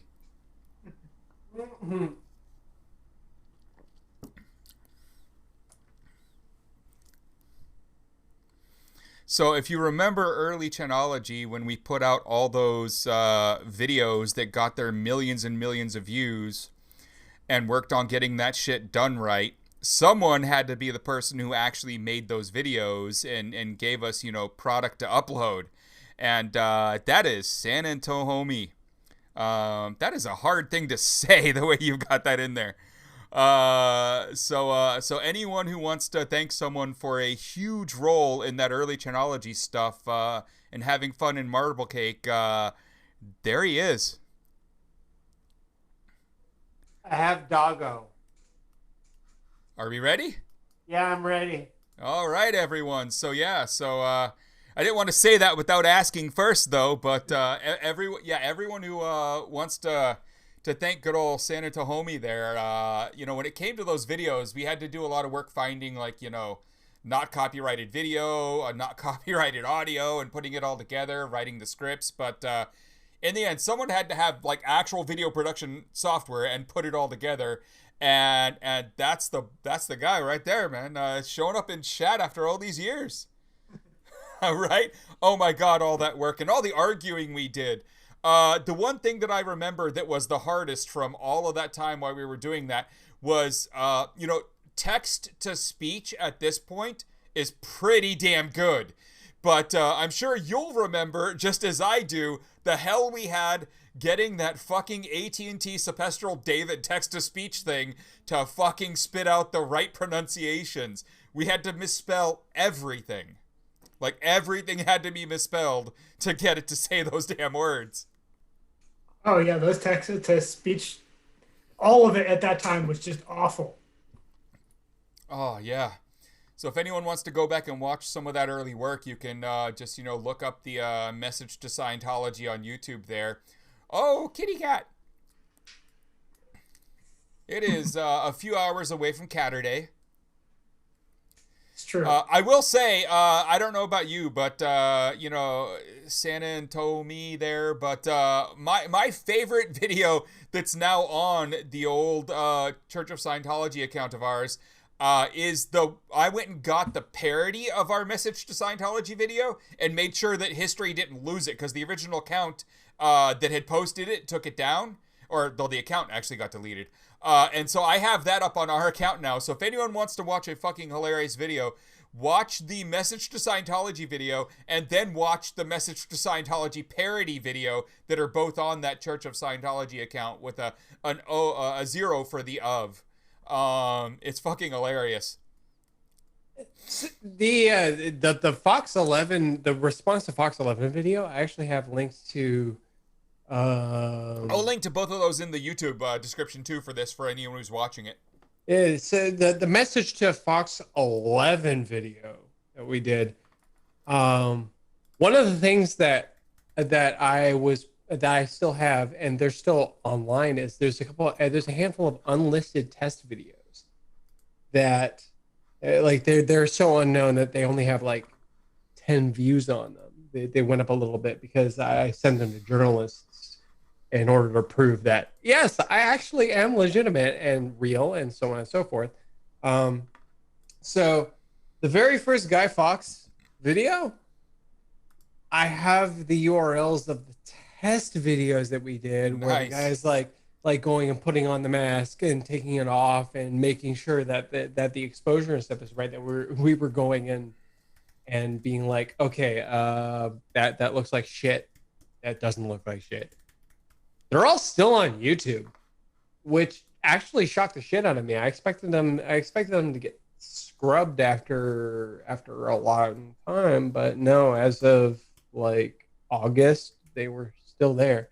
I'm never going to share them, but yeah. I don't know if you've ever seen the parody video for the Message to Scientology one there, Kurt, but if you need to watch that video. I think you'd fucking okay. love I'm gonna click it. I'm gonna watch it right now. Let's see. Can we pull that one up on here? Yes, I'm gonna put it on my video feed. Yeah. Make it where we can all see it. Yeah. Hold on. Just share it with the chat. Give me a second here. All right. The outtakes. Kurt's the one of us who really knows video. So he's about to do that now. We think. Yes.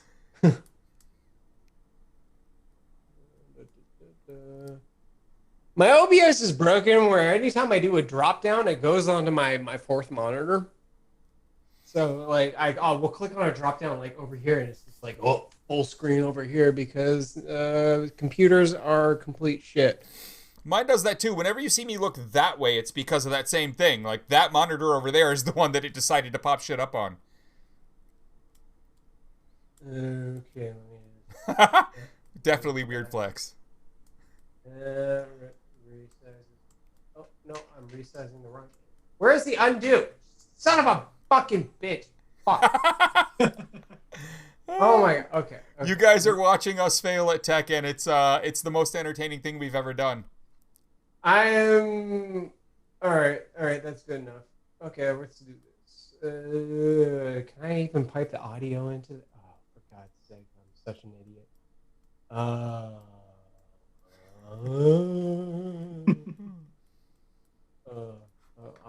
running software to do the audio capture. Why am I so bad at computer? Okay. Audio capture, add source. Okay, just like keep talking for a second. I'm gonna set this up, please. Oh God, yeah. The international copies of the videos that we let other people post too, dude. Okay, so the Spanish translation of that, getting it to say Scientology was like, dude, getting it to say SPs in a way that actually sounded right, like. The stuff back then was so hard to get text to speech. We literally had like 2-syllable words as like 10 characters so the text to speech would say it correctly. That was I wonder if anyone still has those text files. I don't have them anymore. I don't know that I'm friendly with the person that I think might unless you still have them. Oh my God. Yeah, we did the translating. Oh my God. Lots of work. We put in, a lot of effort. A lot of people don't realize how much effort was put in at that time to get those videos together. Like there were some like 32, 34 hour, I'll call them days, working on that stuff. Between me, you, who else? Mike. Just all the other people who were in that channel. Yeah, most of them gone. Really wish we could get some kind of a little reunion together of some of us, but I think there's only like, 5 or 6 of us left around anymore out of the 20 in the end. Oh yeah, well, oh my God, yeah.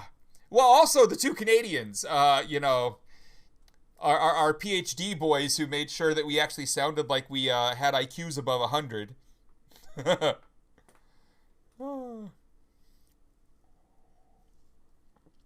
Oh wow, yeah. No, Curtis coming back. He's attempting to play a video for us, and so he is now wiring things. Yeah, we had a lot of people. Well, there's no audio coming from it yet, but it's playing.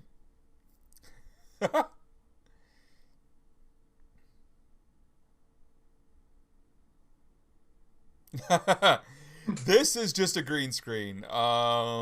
Otherwise you'd just see like a white wall behind me and like a shitty bookshelf. So yeah.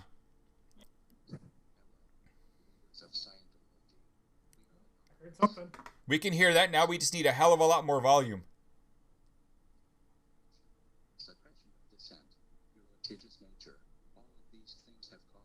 What do you mean was, Zany? Too many drugs? What happened? Stop. Can we slow the wind down?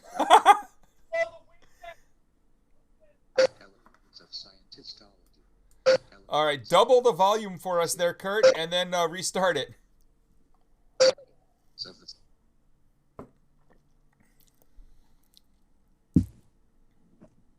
Okay, it's coming. Here we go. Leaders of Scientology, we are anonymous. Over the years, we have been watching your campaigns of misinformation, suppression of dissent, your litigious nature. All of these things have caught our eye. With the leakage of your latest propaganda video into mainstream circulation, the extent of your malign influence over those who trust you. Stop. Can we slow the wind down, Brad? Slow the wind down! Hello, leaders of Scientology. Hello, leaders of lobotomy. Shit. She sells seashells by the seashore. Hello, leaders of the seashore. God damn it. Suppression of dissent. Your litigious nature. All of these things have caught our eye. With the leakage of your latest propaganda video into mainstream circulation. What the fuck? A drum solo? Really? Come on, Brad. Jesus. Sorry, I'm a little carried away. You got a lot carried away. I'm trying to start a revolution here. For the good of your followers. For the good of mankind. For the laughs, we shall expel you from the internet and systematically dismantle the Church of Scientology in its present form. What the fuck is that? Get that off now. Get that off the screen. We shall expel you from the internet and systematically dismantle the Church of Scientology in its present form. God damn it, Brad. Really? President will sue our balls off. I am Legion. I am not a lawyer. It's an attack because for each of us that falls, 3 more will take this place. Hey, Anna, you're a little low. Go bigger. Maybe 10. You will find no recourse in attack because for each of us that falls, 1 million more will take this place. What? Hey, Dr. Evil. Try 10. Hey, Larry, he said 1 million. 1 million? You cannot hide. We are everywhere. We cannot die. We are forever. We're getting bigger every day. Excuse me. This is ridiculous. Do you think this is funny? I'm glad someone thinks this is funny. Wait, go back. Who is the guest on Conan tonight? We are Legion. We do not forgive. God damn it. I was on a roll. To do this. I am starting a revolution here. This is not easy. Raise your hand if you can start a revolution. I did not think so. Jesus tap dancing Christ. Now shut the fuck up. Expect us. So that is like my favorite parody video of all time, and it's I love that video so much. God damn it, Brad. That was precious. Right? It's amazing. It's just amazing. Oh my god. So if you watch the original one and like it's so serious and we're so ominous and like it really sounds like we're just gonna, fucking destroy Scientology. Like you can really feel it, right? And that video just tears it apart and it's hilarious. I think it's like the height of parody, right? Like the person who worked on the original one, like me, San Antonio, everyone like here should feel like proud of the parody, like it's that good. Okay, apparently when I was trying to set that up. Yeah, there we go. All right. Good times. We did, that was, so, yeah, so, San Antonio here is like one of the few people who was there, when it happened and we're sitting in the channel and we've uploaded this video, right? And, I lost the password to the account for like 3 hours, as we're trying to deal with after the upload before I go to sleep. And it hadn't gotten like big yet. It hadn't been put out there in a way. And I ended up having to dox one of the other people in the channel, call him on his phone, and him be like, what the fuck, and hang up on me, not realizing who I was, just being like, what the fuck. And then he called me back like an hour later, like, wait, no, are you? And I said, yeah. And he said, oh, here's the password. And then I was able to get in, fix the title and a few other things and go to sleep. But I mean, it was a crazy night. So I go to sleep, and within a couple days, there's 1 million views. There's 10,000 motherfuckers on the damn IRC, and I mean, I'm pissed. He'll remember, of all people, like, yeah, we're sitting fucking Pound Xenu, and we're like, what do we do with 10,000 people trying to talk to each other? As Kurt and everyone else here who's ever been on IRC will know, that's a recipe for everyone's clients to disconnect a lot. Because you can't have that many people talking to each other on IRC at the same time. In separate channels you can, but not in one channel. Yeah, in one channel, like literally, like everybody's client and the server itself is just shitting the fucking bed. The Party Van IRC mods were like so mad at us. Okay, so I run a Discord bridge, an IRC to Discord bridge with the 42010 Discord, and we have about 5,000 connected clients, of which maybe 100 people are actual IRC users, and the remainder of them are Discord puppets. Even just those Discord puppets alone, I had to figure out how to get this entire infrastructure set up in such a way that every time somebody on Discord said something, it wasn't blasting literally like 300, 400 megabits worth of traffic out across the internet for every single line of chat. Right. Like that shit, that like it's multiplicative. Yeah. So when you have 5,000 plus users in a channel, every single time somebody says something, you're basically almost sending at that time a full-fledged denial of service level burst of traffic Yeah. to the server and every single connected client. It was quite something. Yeah, we had Core coming at us and force joining himself into our invite-only channel, Marble Cake there, yelling and screaming for us to deal with all these people in Poundzinu or else. And then we tried to go back over to Netelligent, thinking, maybe they'll take us. They were like, no, stay away. And finally, the people over at Party Van said, all right, just what's your plan?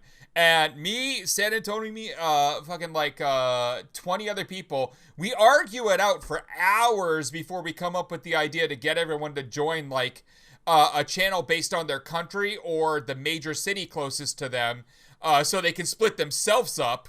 And then we set the Xenu channel to moderate, put a bot in there that was spamming, join your damn channel based on like this, and here's how you list the channels to find it. And but for like 8 hours, the server just kept crashing because of the load of Xenu. Yeah, I was not gonna have any of that shit. I was just like, no. You stay far the fuck away from me. I like literally. This is an administrative nightmare, and also I do not agree with anything you motherfuckers are doing right now. But that's a completely other topic. We had a lot of interesting people in our little group there because, like, as he mentioned earlier in the chat when he said, like, oh yeah, I remember the Russian, the Jew, like, we had these, you know, the Frenchman, you know, we had all these people. We had the Canadian, and you know, we really like called them, like, they called us like by our version of that too. And there was one in there, this Australian kid, who I don't know how to say this, but he didn't have any real talents. And he fully admitted that, like, I can't code, I can't hack, I can't build websites, I can't make video. He just kept going on the things he couldn't do. But he had time. And so the first thing we did was, all right, now that they've separated themselves out, what do we actually have? Like, what are we looking at? There's an army here, but what is it? And we came up with the idea for him to go and count the countries and cities that were represented. And he came back with like, it was 142 cities in 43 countries were represented by the channels that had been created. And we argued for like another 2 days on what the hell to do with these people now that they were there, because we knew like the way we had built it out and the way Anonymous had already worked, you couldn't just like give an order like, go do this thing. Yeah, not your personal army. I mean, you probably couldn't. I probably could, but that's another discussion entirely. But then we had the YouTube, and we were like, well, we're just gonna make a second video. Everyone's watching for orders from that YouTube, so let's put them there, and it worked. It was a crazy dude. That whole like 3-week period from we uploaded the first video on January 21st to the third video saying, please don't throw rocks through their windows. We don't need you getting arrested. Like, we had, like, the 3-video series there. That was a crazy 3 weeks. I slept, like, every other night for a few hours, I think. Yeah. Yeah, that hits home. Yep. Yeah, and there were a lot of you mad at us. Oh, boy, I know that feel. Woo. Woo. Yeah, imagine, like, in the height of the internet hate machine, while they're still, like, just straight the internet hate machine, and they've done, like, all the stuff, like, against Fox and all the other things, and they're really still just pounding out the hate. GNA is in full force, and we show up and, like, usurp the name and bring, like, all this public attention. Like, everyone did this right at me, like, bullseye, like... And they like, came what the for fuck me. are you doing? Why are you painting a target on our fucking backs? What the fuck? All of them came for me. And I learned learned a lot over the next couple years there about having a thick skin and not giving a shit. Like, now I love all my haters. Like I was telling Kurt earlier. Same. There was a guy in one of our threads who was like talking shit, and he responded to him. And I told Kurt in a little private message that I love that guy because like he hates me so much that he responds to like half the shit I say. And then he starts conversations with people in my Twitter timeline, and he gets way more activity on my tweets by hating me so much. And I love this guy. He's amazing. He's it's another one of those useful idiot moments. I love these people. Yeah. I'm okay. So somebody in the chat is I watched GNA sub Naruto. Now this is probably going to blow a lot of fucking minds, but modern anime fandom, as you know today, like all the weeaboos and so on and so forth, like you can reasonably trace that all back to the Naruto fan base. Realistically speaking, that like Naruto blowing up in the mainstream is what caused current anime fandom. Now, what a lot of people don't know is that Naruto fandom was actually a GNAA psyop. All of the Naruto fan subs that were released for a very long time were sourced from Databoyo, yes, which was a fan subbing group helmed by Time Cop, the founder of the GNAA, and the entire point of it was to be like, we're gonna take the absolute most garbage piece of shit we've ever seen. We're gonna fan sub it, and we're gonna see if people eat this shit up. And they ate that shit up. So you can essentially thank GNAA for the entire modern anime fandom. And this bit of knowledge is a gift that I am giving to you right now. You know, I will say that everyone, including you, are lying, other than the point that is where it comes from. But the best is none of those. It's Ranma 1/2. Oh, Ranma 1/2. I fucking love that shit. Like, classic. Dude, right? Rumiko Takahashi is a fucking legend. And realistically, everybody always shits on her for what is that shitty ass anime that literally never ended? 90% of all anime? No. Specifically with the fucking wolf dude. I can't even Inuyasha. Inuyasha. Yeah. I blocked that. To be fair, Ranma 1/2 didn't really have much of an ending either. No, it didn't. It didn't. But it was kind of teetered. Yeah. It's still good. Good final arc, then just no actual ending. Yes. Like, so realistically, a lot of us were weebs at one point in time, but then the GNAA ruined it for all of us. It turned into something completely different. I'm in that weird position of being here in this culture, mostly like for 99% of it, utterly hating all anime. Like there's very little anime I can watch. And then also I actually speak Japanese and love like the old historic culture. So like it's very weird like sitting here among all these weebs who are like into it for the complete opposite reasons as me. And like anime was a mistake. It's the craziest thing. The moe blob fucking crap. Oh god, fuck that shit. Oh my god. Ninja Scrolls is absolutely amazing though. I will say that is amazing. Ninja Scrolls good. Like Ghost in the Shell, another high point. Serial Experiments Lane. Let's all love Lane. Actually, Serial Experiments Lane was a huge inspiration to me as a youth. I'll just throw that out there. One of the few series I own on DVD, and let's give another thanks to oh my god, what I'm literally, my brain is drawing a blank. I'm gonna blame alcohol. Alcohol is Dr. horrible. In Japanese, do not drink. Wagyu beef is just Wagyu.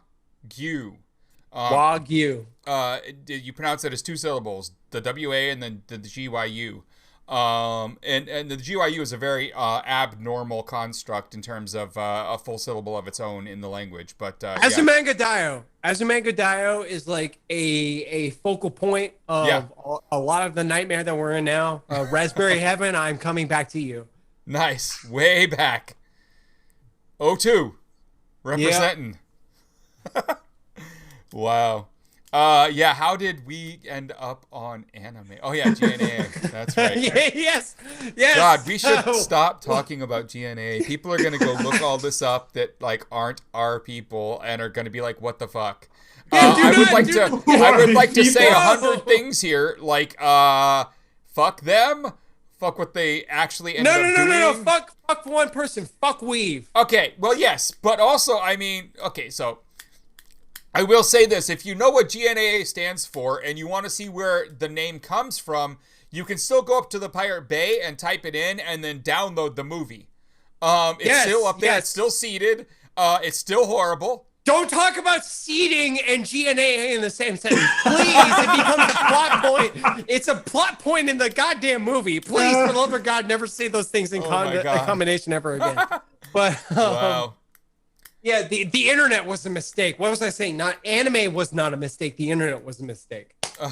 Yeah. Well, no, I will say, and I will say this again, as I have said many times, like we have the Chan version of Eternal September, but then we have the actual original Eternal September, which you will find like Wikipedia articles about from 93. When the normies came! When AOL showed up on the internet. It was the worst thing ever. We were all there just having fun on the internet. Most of us like developer types and shit. And then like fucking September 93 happens and AOL add their gateway to the internet so all of their users can now see the internet and interact with us. It was literally the worst thing that ever happened to the internet, and at that point the internet was over. Everything past that is like we're in the canceled age now. Before that was fun. This is some bullshit.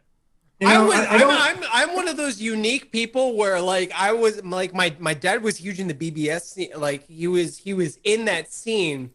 Was aware's BBS sysop in the Toronto area. I had a lot of those friends, and he worked for an early dial-up ISP. So he bestowed upon me, like we had a 10 base, like when I was 6 years old, we had a 10 base T coax network between our machines, and we had a shared dial-up line. And then he got a second dial-up line, like he got a second phone line installed in my bedroom and gave me a dial-up modem. So I was there on the internet very early on, like 1994 on. So here I am being this like 7-year-old kid with unfettered access to the internet with my own machine.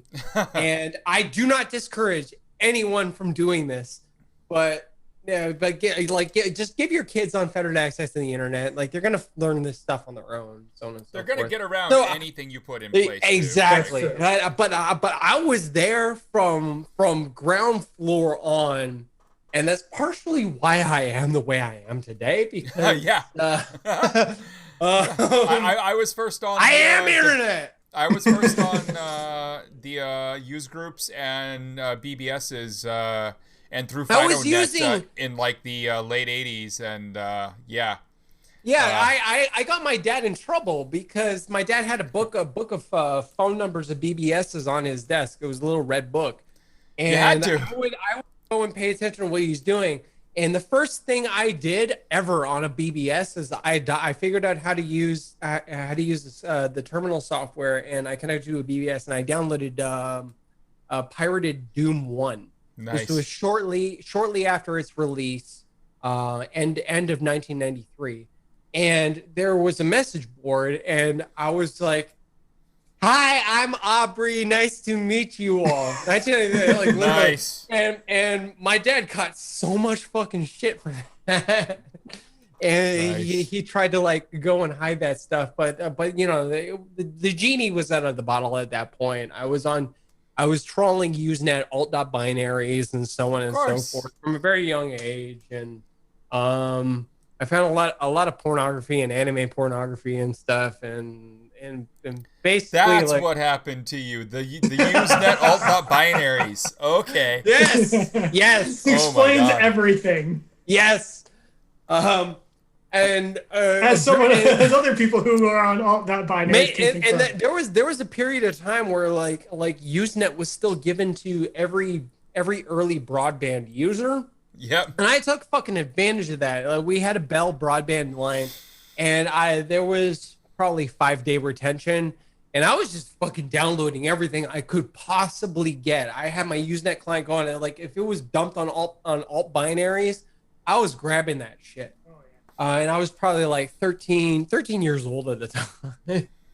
All of us with the private FTPs running the groups hated all of you so much. And then when torrenting, when P2P, when Kazaa and all the other shit showed up, like, oh my God, we hated all of that too. All of it. Napster, Kazaa. Like, and what was weird was the whole thing of like people being like, oh, Morpheus is better than BearShare, better than Kazaa. It's like, it was all the same fucking network. They're all fucking malware too. It was like literally they're all just literally somebody going and taking it and injecting their own fucking advertising bullshit and malware into it. What the hell are you all on about? What does chat want to hear about now? We've just kind of been wandering. The year 2000 was a strange time for the internet.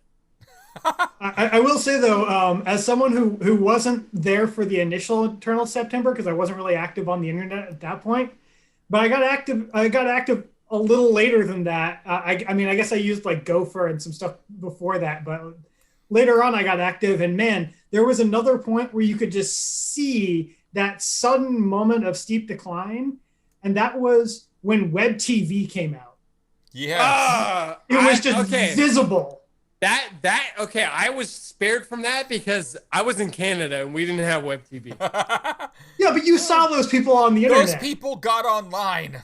And it just ruined everything like that. Yes, they did. But I tried not to pay attention to that. I was already in. Like when Eternal September happened, IRC, like all of IRC in like all of the world combined on any one day, the most connected users would barely break 5,000 people on every IRC added up. Like there was not many people, and then they show up, and then oh my God, when I know some people in chat mentioned it earlier, but the day and this name sticks with me because I did literally want to murder him. The day K. Martin Bay wrote MIRC was the end of IRC for me. He added color to IRC, and I was like, I'm done. People are dropping like fucking color blocks in my IRC now. I want my black background, my white text, and fuck you. I was a holdout for even like I was using an IRC UFork, and I was a long time holdout for even half offs. And like they had all these fucking like additional symbols like a percent sign, and they had a tilde. And this is all there. It's a tilde, right? The squiggly. Yeah, tilde. Fucking squiggly. It's like, what the fuck are all these symbols? No, I'm not fucking updating my area. I'm not changing to anything else. Fuck you. Well, by that point, I was running scrolls and bitchx depending on which box I was connecting to. I wasn't running the original IRC2 client anymore. We are missing StarCraft, like Brood War. Actually, I learned a lot of my PsyOps stuff just getting into various BattleNet clans and chatting and stuff. And actually, the first time I actually felt really fucking bad at trolling people online was, in fact, through StarCraft Brood War, because I was one of those assholes that took advantage of the fact that my name was Aubrey and people thought I was a girl. And also, I didn't really understand OPSEC at that point because I was really young, and people would just like give me shit, like they literally just give me shit in EverQuest because they thought I was a girl. And somebody, if this person ever sees this, I apologize, but somebody fell in love with me and found my phone number and called up my house. And my mom was like, oh, hey, somebody wants to talk to you. They're like, and I pick up the phone. I'm like, hello? Like, Aubrey?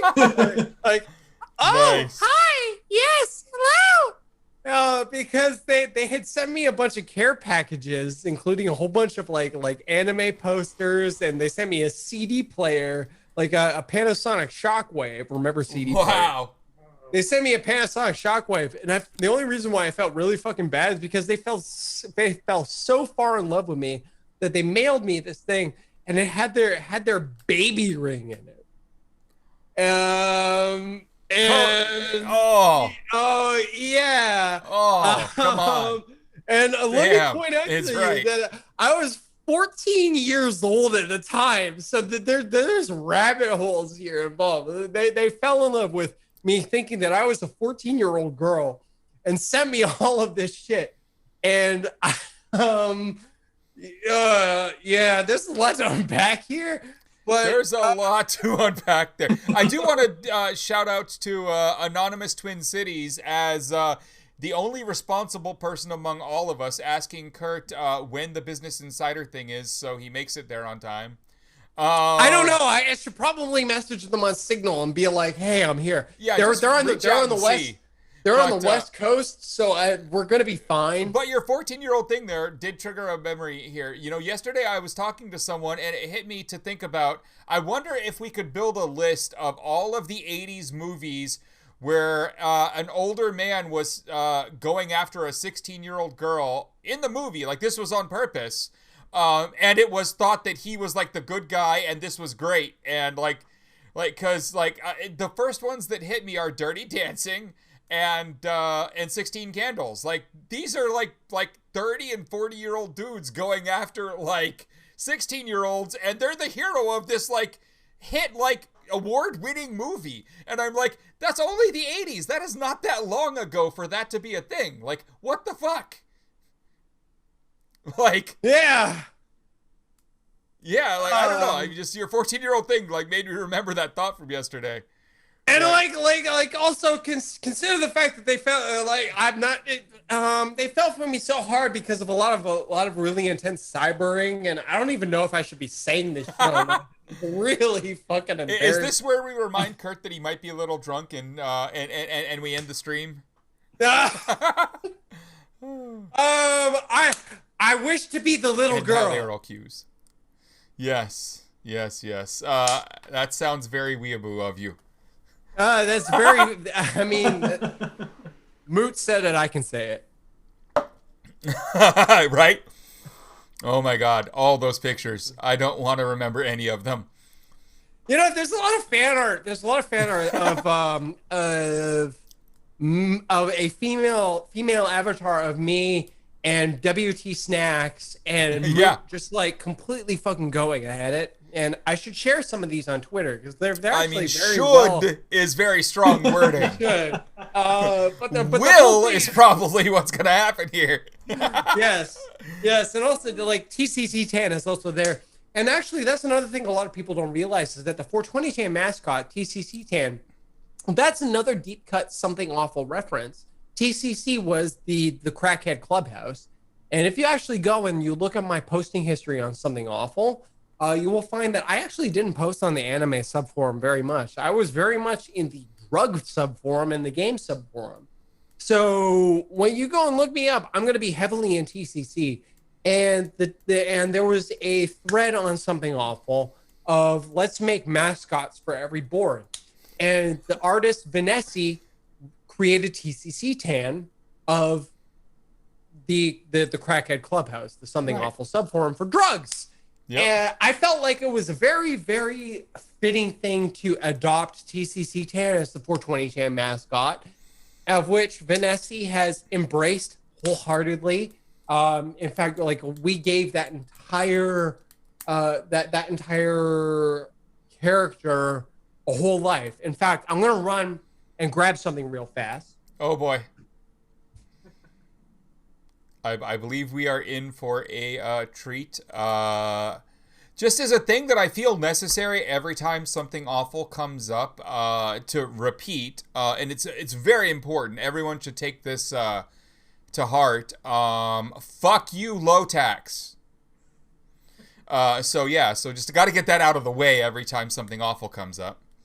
Not that I hate the goons in general. Like there's some pretty cool people who came out of that site, but low tax is not one of them. No. So how are you all enjoying Kurt this deep into a run? Oh boy. I do almost feel like we should probably end the stream at some point before he goes a little too far. If he does, I mean, I will blame E-Bombs World. As is our custom. And I will do it with a post on You're the Man Now, Dog. Of course. As you do. Wow. Okay, this is green, so it's actually not going to show up very well. It kind of shows up, yeah. Yeah, it kind of shows up. Weed grinder, yay! Fun stuff. There's a fuzzy poster of which I have multiple copies of, and people have encouraged me to autograph some of them and possibly sell them at some point. I don't know. I might do that. I don't know. I'm really bad at capitalism, but there's some rent money, yeah. So I think most of us are at this point. There's a few people in the chat who got lucky with Bitcoin, I think, but and by lucky I mean they were the smart ones and I was an idiot, but whatever. I sold fucking 155 Bitcoin when it was $7. It was a donation to pay for 6 months of 420 server bills. So I mean, you can give me your condolences right now because I would be a multimillionaire. I have that beat by so much it's painful. You Woo-wee. have no idea. I sold 14,071 bitcoins when it was worth 3 cents. Holy fucking shit! I thought it was stupid. I mean, you weren't wrong. So yeah, so so I went from, I have no money. This is how good I am at capitalism. We're all fucking broke. It's like, what the? Here we are doing important ass shit. I thought it was interesting as like a toy, like in the beginning. So I played around a little, and then I got rid of it all when I thought it wasn't going to do anything. And I thought it was kind of cultish in the beginning too, and I just kind of wanted to walk away. And it was really dumb of me. God damn it. If everyone could just subscribe it was really smart to help of me you. get over this, that would be great. I'm going to link. So I have Vanessa sent me the Vanessa is the artist of TCC 10, the adopted 420 Champ mascot. I'm going to link in here. I make no money off of this, so if you buy this, like all of it goes to her. I actually advertised these on 420 Cham with banner ads for for about 2 years or so, and people think that I was profiting off it. I wasn't. I was doing it because it was like I was paying it forward. So right here is a really cool fuzzy, it's a textured poster. Like it's a fuzzy blacklight poster of the 420 Cham mascot, and I encourage you to go and buy it and give her money. And I have 4 of them. I'm going to keep one to myself. The remaining 3 that I have, I am going to one of these days I'm going to autograph them, probably auction them off for whatever purposes in the future. The fact that the shipping is $4.20 is amazing. Well done. Yes, exactly. Well done. But yeah, so please, Vanessa, she's a wonderful artist. She's reached out to me a number of times over the years. In fact, actually, she wanted to advertise a bunch of her more recent stuff with me, and I'm an asshole that always forgets that people contact me for things, and I always drop the ball because I have ADHD and it's horrible. So Vanessa, if you see this, I will reach out to you and we'll figure something out. Anyway. All right, so a few people got onto the Discord there. I'd love it if more people did. We're trying to figure it out. I want to be very clear that I have no fucking idea what I'm doing with Discord. Do any of us ever have any fucking idea what we're doing with anything? No, it just happened. Like I've said a million times, everything I do is accidental. But I'm playing with it, and I think I'm technical enough. I'll get it. It's just I think it'll get better over there the more people interact with it and cause me to fix things. So go beat it up and have fun. Oh, yeah, I should add that, huh, Amber? You're right. Yeah, I'm going to go create that after the show's over. So we have, I think there's a list of 20 or so commands I should have in the chat. No, Cable News has not contacted me on any of this shit, which is aggravating because I've gone and primed a lot. contact. Like I have contacts at NBC, I have contacts at CBS, so on and so forth. They are very privy to a lot of the stuff that I do, and I don't know, man. I like honestly, this shit should be a lot bigger than it is. I don't know why it isn't. Maybe because they're mad that they haven't gotten the scoop. Because mainstream media is a fucking nightmare that way, where it's like, oh hey, somebody else reported on it first. I'm not gonna touch it. Da, da, da, da, da. It's just all a fucking mess. I hate all that shit. Going and maintaining press relationships, it's a job on its own. It is so time consuming. It really is. Don't remember like 9,000 of the people that I've dealt with. Like literally, I have media contact lists that are like, you have to keep them up to date too, because these people move. Like they are a Business Insider one day, then they're at the Daily Dot, then they finally make it up to like CNN or something. Like, but they're all over the place.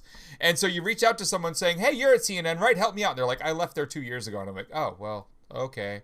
Yeah. It's too much work. You almost have to run like you're a company and have like some CRM software or something with all these fuckers in it. But it's too time consuming. Yeah. On top of that, but it's like, there were the New York Times. There was a contact I had there where their whole thing was, we want an exclusive. Of course. So you're already talking to other people about it. We don't want to touch it. And then of course nothing happens with those other contacts, and then literally nothing happens. It's a fucking nightmare. It is. Mainstream media is a whole can of worms. And here's another cat. Nice. For anyone who doesn't know, he does stuff. He doesn't just like have random cats around. Like you do rescue stuff, right? Yes. So, Toronto Cat Rescue and Action Volunteers for Animals are longtime partners. This one here is from Toronto Cat Rescue. Her name is Sunny, and she's fucking pissed at me, probably because I wiggled her around too much. We have a lot of foster fails. We have 6 cats and a dog. Those are ours. We foster kittens. Feral ones, socialize them. We have adopted out almost 400 kittens in the Greater Toronto area over the last. It's just another fun thing to know about Kurt. He helps the kitties. I love cats. Cat day, everything, so on and so forth. 8-spit there. Dinosaurs Will Die is actually my favorite NoFX song. So when I'm hoping that's what you were referencing. Yeah. Yes. When I did the AMA on Reddit, that you were a contributor of. Yes. So I mentioned Toronto Cat Rescue, and I mentioned Action Volunteers for Animals, the two cat rescues that I do stuff with, and I got a text message 2 days after the AMA from a contact that I had been mentioning to them, like they were wondering why I was taking so long to get back to them. And I told them, I was like, I'm going through a lot of stuff right now, and basically there's a lot of really heavy stuff that is getting out there, and she thought that I was just like really creeped out by Guy Fawkes masks because they were creepy, like they didn't get the gravity of it. So she replies to my text that I had sent a week prior, and she's like, so word's going around, and this Reddit post, we just saw it, and now I completely fucking understand what you were talking about. Nice. And just in case, we went and we upped all of the security on our Cloudflare account, just in case. Nice. And that was the whole thing. Some kittens that we had socialized were going out at that time, and the AVA founder had come and picked them up for me, and she was just like, so you told me that your life is strange before, but now I kind of get it. I'm like, yeah. It takes a lot for them to understand that stuff, but I'm glad they do now. Yes, it's quite funny, like a cat rescue being like, okay, so right? No, all right, this ain't no fucking joke. Okay, we're gonna up security because you're involved. It's quite something. Let me tell you. Showing that your local cat rescue is already more technically savvy than Jim Watkins. Yes, that's another thing. Literally, a volunteer cat rescue is way more prepared to deal with the onslaught than the far right assholes over at 8kun. That should tell you something. It really should. Oh my god. Yes. They are so bad.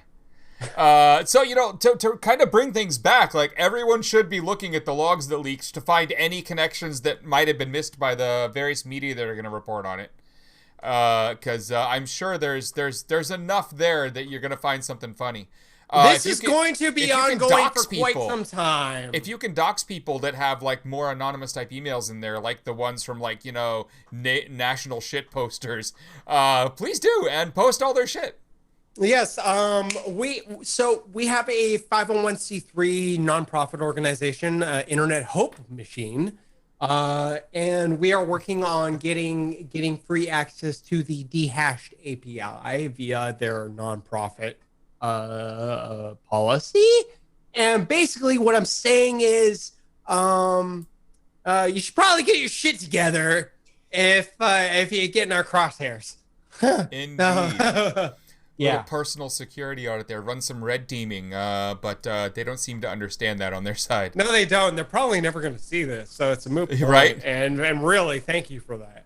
Right. Any credibility in the call? No, there's no credibility in calls for succession. It's not going to happen. Like, there's a bunch of idiots, but they're just being idiots. Ugh. I gotta say, I read the actual filing by Paxton in Texas, and it was hilarious. And all the amicus briefs have just been even funnier. There's one that's actually filed from, like, people claiming to represent the states of New California and New Nevada. I shared that one on my Twitter if everyone wants to go check it out. That one's funny because of all of the spelling errors. Like, they say New California State, but it's New Nevada Sate, S-A-T-E, without the T in, like, the body of the text. Like, and there's, like, 50 other spelling errors in there. Like, they couldn't even get their amicus, like, what? My favorite spelling error in any of the briefs I've seen so far is the one from L. Lynn Wood, the celebrity lawyer that's, like, representing Rittenhouse and all that shit. And in his amicus brief, at one point he misspells his own name. He pluralizes his last name. Yep.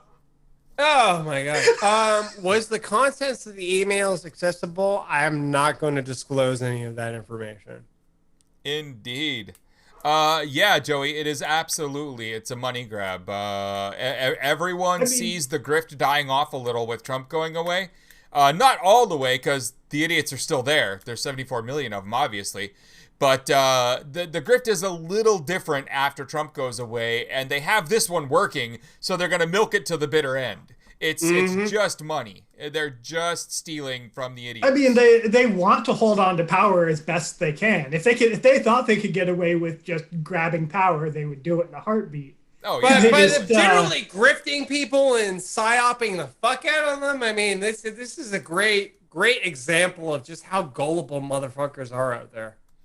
Yeah, and again, I would say it's unbelievably easy to create right-wing accounts and start messing with them and get to the point where people are talking with you. I'm not going to say why I'm laughing, but yep. But there's a lot of fun going on in that regard lately, and I tell you, you can gain like 30,000 followers if you become a right-wing grifter in under 3 weeks. It's true. Like, meanwhile, here I am sitting here, like, literally getting, like, and sometimes, like, there's days where I lose followers, which confuses the fuck out of me. But generally, like, I'm sitting here, I'm like, okay, I'm at 10,000, and then a troll account that we're managing to get the fuck out there is like, okay, 15, 20K. This is goddamn ridiculous. It's too easy. The right is too easy to just get them to line up behind you. But I will tell you, I'm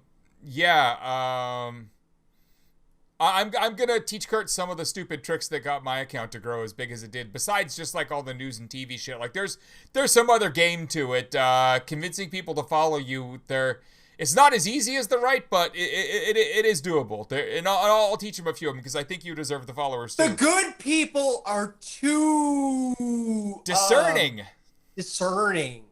Yeah, that's a good way to put vocabulary. Loosen up. Just you fucking know why you lose followers. Well, yeah. Okay, listen. I made reference to frosting a cake with your butt. And I lost 30 followers like immediately. I didn't even post the original source meme. I just like alluded to it and I lost 30 followers like that. It is hard. It's hard out here. You can't, it's like almost like you can't have fun at the same time as you're ruining the right, because people frown on that. But come on, you have to embrace the fun. You have to embrace the lulls. Please, otherwise you'll just burn out. Yeah, exactly. You'll just burn out. It's like, no, it can't be all serious all the time. I gain followers when I'm dunking the hardest on the right. And the moment I try to just be like, we're having some fun over here, it's like, all of a sudden, like, my followers are just like, boo! No, that's not how this works. It's not how any of this works. Come on, people, loosen up, embrace it, please, for the love of everyone. Not even me. Like, this isn't even me being selfish or anything. Like, you have to embrace the lulls, or we're not going to get anywhere. Oh boy! Realistically. All right, I have to say this out loud because we're 2 hours and 40 minutes in now, so longest stream we've had yet. We are going. Well, other than when we were gaming the other night, but that's a different thing. Oh my God, I haven't even looked at the clock. That speaks to something. Right. So last week we gamed, and we're gonna start making that a regular thing where maybe it's Thursdays, maybe it's Tuesdays. Like, we'll figure out what like kind of day we kind of set it on. But we should do a little ping pong thing where it's like you do a stream and then we do a gaming stream. I don't know. Maybe I could do like Tuesdays and Thursdays, or like Thursdays and Sunday. Actually, I have to navigate this around the wrestling community as well. Right. Love you /woo. But we'll figure out something where it's like, my channel, your channel, and then a whole bunch of other stuff. Maximum impact, maximum relaxation. I gotta say, Dances with Ass Clowns, I don't know that I believe you're older than me. Do you see all this gray hair? Look at this. Okay, let's say this in chat right now. How old do you think I am looking at me visually? Like, just give me an approximation. And also, I would like to point out that I answer because the answer is 19 or 50. I have not shaved in 2 weeks. I mean, actually, there's some people who are pretty goddamn close there. 28, 30, 44. Fuck you. Fuck you, Kurt. I turned 44 in October.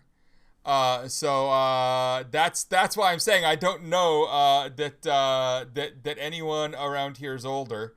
I am 33 years old. I was born in 1987. Me and him are basically about 10 years apart. The funny thing, like 420 Chan is 420, like April 420 Chan is like half of your life. Oh no, yeah, exactly. 420 is almost half of my life, and also my birthday and 420 Chan are 2 weeks separated. Crazy. Also, that was probably a very bad thing to say because that can be figured out. That you can reverse engineer that one. And I'm going to take this opportunity to say that date of birth is probably the worst method of authentication out there. Like, if you are in any way a company and you are using DOB as a method, I have a fake date of birth that I use, just like I have a fake first car, a fake first like high school teacher. Like I have ones that I have memorized that are completely fake. I wouldn't have Good said way to that go if I about it. wasn't under the influence of alcohol. But basically, By the way, basically, security tip: come up with one that you can remember, but's totally fake. So if people went digging and found your fucking high school teacher or something, like that, it isn't that one. Yes. Okay. If you are in any way a company that is on the internet and you need to authenticate users, or if you're a bank, anything, like literally anything, stop using date of birth as a signifier of proof that you are talking with the person in question. This is a It's so easy to look up. easy thing to look up for anyone on the planet. Easy thing to figure out. If you're somebody that is on social media, you're out there tweeting like, "It's my birthday, haha! I'm this years old." Congratulations, you have given everybody out there the easiest route to go and get into your goddamn bank accounts. Like it like everything is a fucking nightmare. I have no exit from this, but right. this is the state of things. Like You are everything correct, Weddle. is broken. You are absolutely correct, Weddle. He wouldn't have won anything. It's all just a grift to get money out of the idiots who are donating. And fuck them all, I guess. I mean, at this point, what are you gonna do?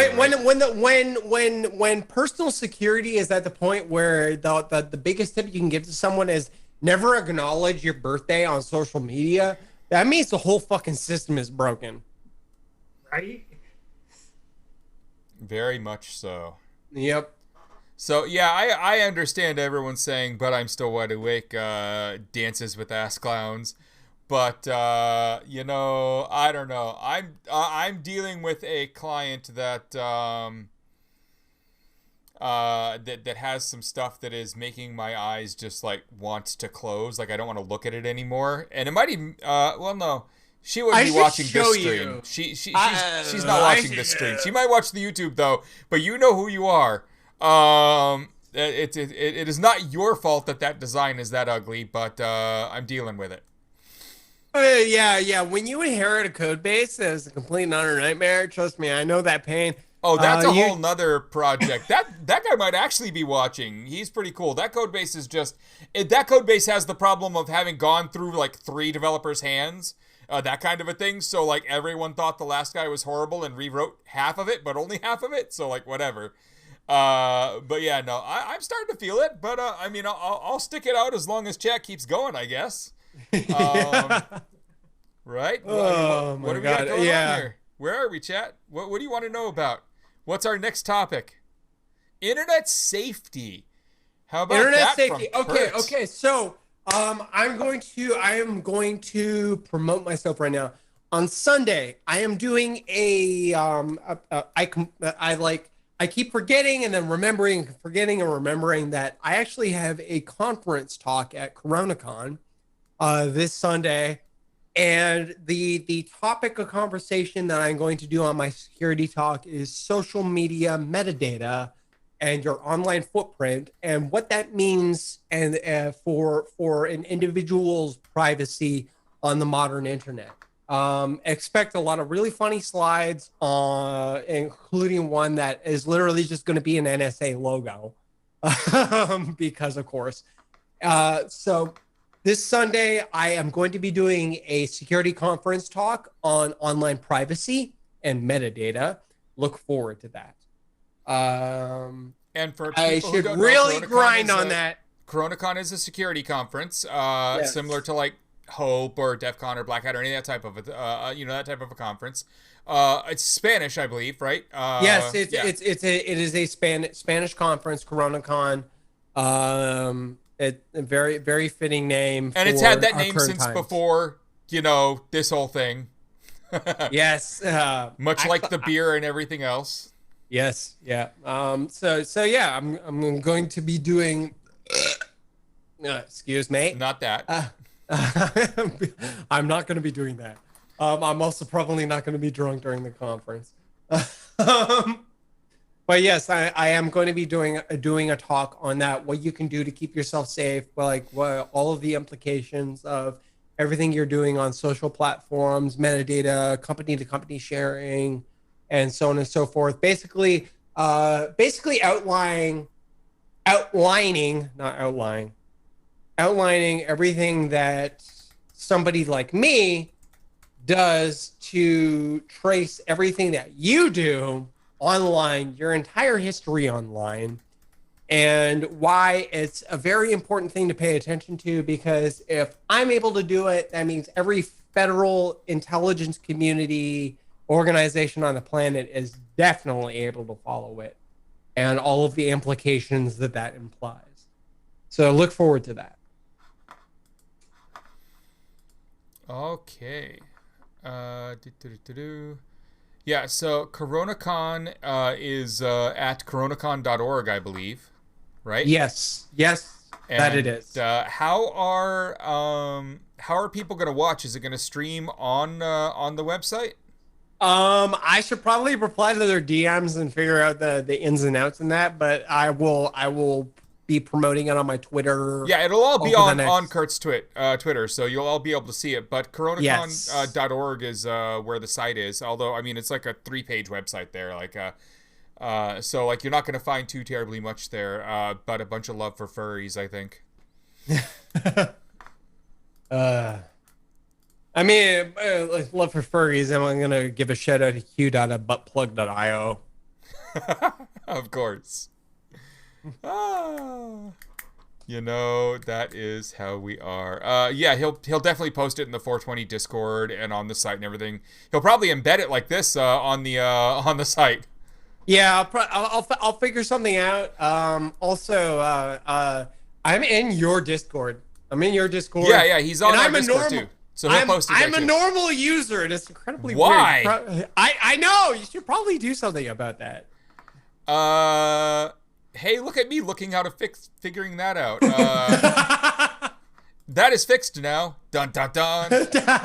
You are all going to learn what it's like to have Kurt as an admin. I'm sorry.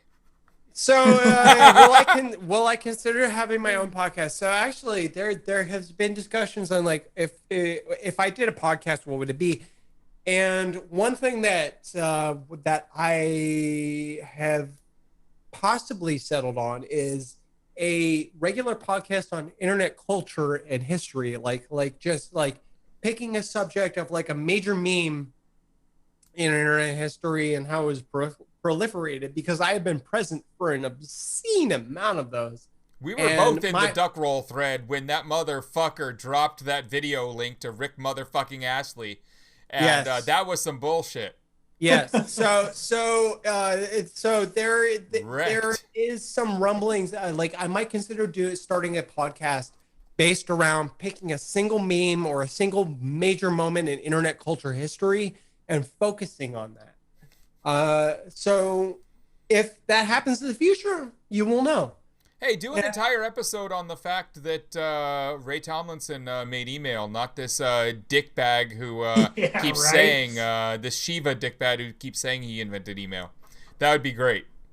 Yeah, focus is overrated. I mean, it's really fun when you just go on the rants and tangents like we've done tonight. Like the other episodes we do of my show, like I try and focus on things, bring on a guest for a specific topic. But when Kurt gets here, we're going to talk about whatever happened this week, which is like half an hour, and then we're just going to roll with it. Like whatever happens. And, on that note, hit that fucking follow button. Hit that subscribe button. For the love of God, give this man some food in his belly. Literally, it's the food money. Like that. It's food money. It's literally, we need sustenance.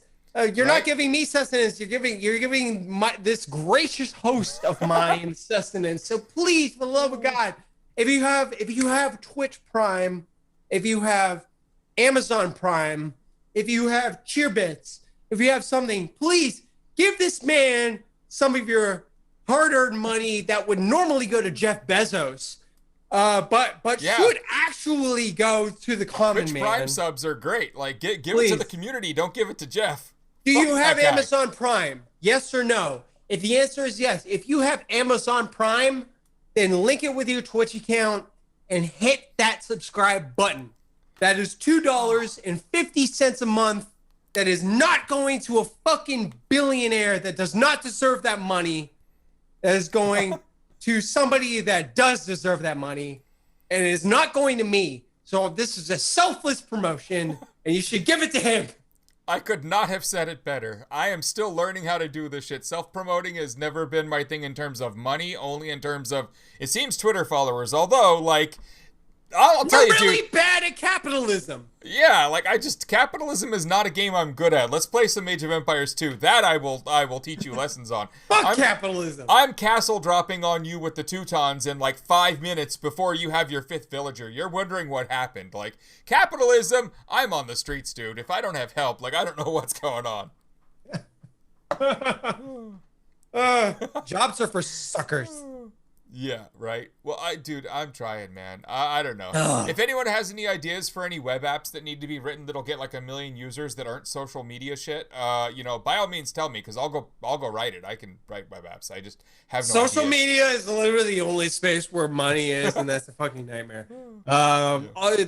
Actually, if you want to help me with there's the technology for the video and Nginx RTMP stack and so on and so forth. Like we have tech that we can build. We will talk later. Absolutely, I'm all for it. Yep. Good times. I mean, I literally just because one of the sites I'm working on, they actually want to move to PHP 8 for some of the speed enhancements, because they actually really do need the speed enhancements, even though it's not that much. I just went through a shit ton of the how to upgrade to PHP 8 from PHP 7 shit today, and all that is getting rid of the error shut up modifier. Literally get rid of the @ symbol and you basically survive. I mean, there's a couple code sniffers already that go through and like point out all of your problems anyways, but I wanted to make damn sure that I couldn't go in and use some speed ups. Like the new constructor syntax is awesome. Not having to pass it into the constructor and then set it as a variable, and then like just being able to set it right there in the constructor is like, I mean, it's all of a millisecond, but it's also like 5 extra lines of code you can get rid of in every damn class. Yep. I'm gonna go through and do all that type of stupid shit to that code base, but yeah, we have some stuff we could talk about. We need a streaming service that's not YouTube and Twitch and video uploads. Okay, so here's the thing. Where is the money coming from? Okay, so one of the things that I have been involved with when I got out of being an internet asshole and decided to put my energy into something else, it was being an internet asshole to copyright to copyright holders. So I have a ton of experience with live video production and streaming to large audiences, but under the auspices of pissing off lawyers. So the whole thing is that online video is really fucking expensive. Like it is absurdly expensive. It's probably the most expensive thing on the modern internet. And I have a lot of experience with working outside the boundaries of that. And I would love to build a platform. I would love to be able to build something like that on a legitimate basis. But it's hard. It's really hard. There's a lot of entrenched players. There's a lot of players out there that have already given themselves a legitimate niche. But I have the know-how to build such platforms. The only problem is I'm bad at capitalism, and I fucking love pissing off people that are really good at capitalism. Yeah. So, I have the tech. I don't have the money. That's realistic. Yeah, we have none of that. Yeah, right, so what that's we're the big doing problem here is Kurt and me are putting up a Kickstarter. No, we're again, this is the we're bad at capitalism. We're gonna do one, and you guys are gonna donate like $5 of the like 50,000 we asked for to build the platform. And I don't know what we're gonna do, but realistically, we'll talk a little, because I can build front ends. I'm really good at database work. I've got 30 years of SQL and database implementation and design. So implementation. We can do all kinds of fun stuff. Realistically, the one thing that I know is money that is probably going to hit Kickstarter at some point in the future is I've been like before my grand return to being an internet jackass. I was actually developing a if you've ever heard of the Ponagachi or other similar fun toys. The Ponagachi, it's a Raspberry Pi driven digital pet that sniffs WPA2 handshakes, which you can then crack with Hashcat, so on and so forth. So a digital pet that helps you crack Wi-Fi. So I, being the horrible degenerate pervert I am, decided, hey, that would be a really fun sex toy. So I started developing a butt plug that sniffs WPA2 handshakes and gives you vibrational feedback when you capture said handshakes, and that's in prototype stage. And actually, like, that's the only reason why I have this right here. This is a mold. This is a mold. We can only see the shape outline because it's green. Yes, I know. That's actually kind of beautiful. Butt sack. Is some real stuff. Love it. Actually, like, I know my face doesn't look like I love it, but that is the best thing ever. That is amazing. Yeah. So oh my god. So I've actually been developing an infosec sex toy. Unpack that as you may. All right. So for sniffing WPA. So that's probably going on one of those other ones like Indiegogo. No. So that I've done the research on this. There has been other There has been a sex toy on Kickstarter, and the remote control one. Yes. Yeah. No. Well, not. I mean, they're all remote control at this point. I mean, come on. Yeah. But point being, I do intend on turning this into a legitimate retail product where InfoSec people are fucking kinky. We'll just get that out of the way in general. Yeah. If you want a penetration testing device, there's no good way to talk about this. No, the jokes just continue to write themselves. This is for the most intimate of red teaming physical engagement. Honestly, you can't talk about it without it being beautiful. But I have been putting a good amount of research and development into the ultimate in physical red teaming penetration testing engagements. This butt plug right here. You can consider this in the future as being a real product that will eventually make its way to Kickstarter, and I call it the anal fisher. Fisher. I love you so Fisher much. Fisher as in PHISHER. Of course you do. Phishing accounts, but also anal fisher, because it's gonna bust your security wide open like a fisher. Anyway, the copy writes itself, and basically this has gotten really weird and really kinky really fast. I mean, I expect that when we get this far in. Yeah, always practice safe butt sec. So I wanna scroll up because I think someone's attempting to ask some kind of a gotcha question. Just only signed up to chat asks, I got a question for Kurt. Have you ever had any interaction with any of the 7chan admins in the past? Yes, actually, 7chan administrator Ponbiki is a regular longtime lurker of the 420chan IRC network. We're good along with friends. And Ian, 7chan admin that during the era where they had a very short-lived invasion board that was not really known for much because they only lasted about 3 or so weeks. I'm well known for calling him a complete and utter pussy and a whole bunch of other denigrating things. Basically, you can boil it down to, if it's image board related, I probably know them. I'm probably friends with them unless they are a person with the last name Watkins.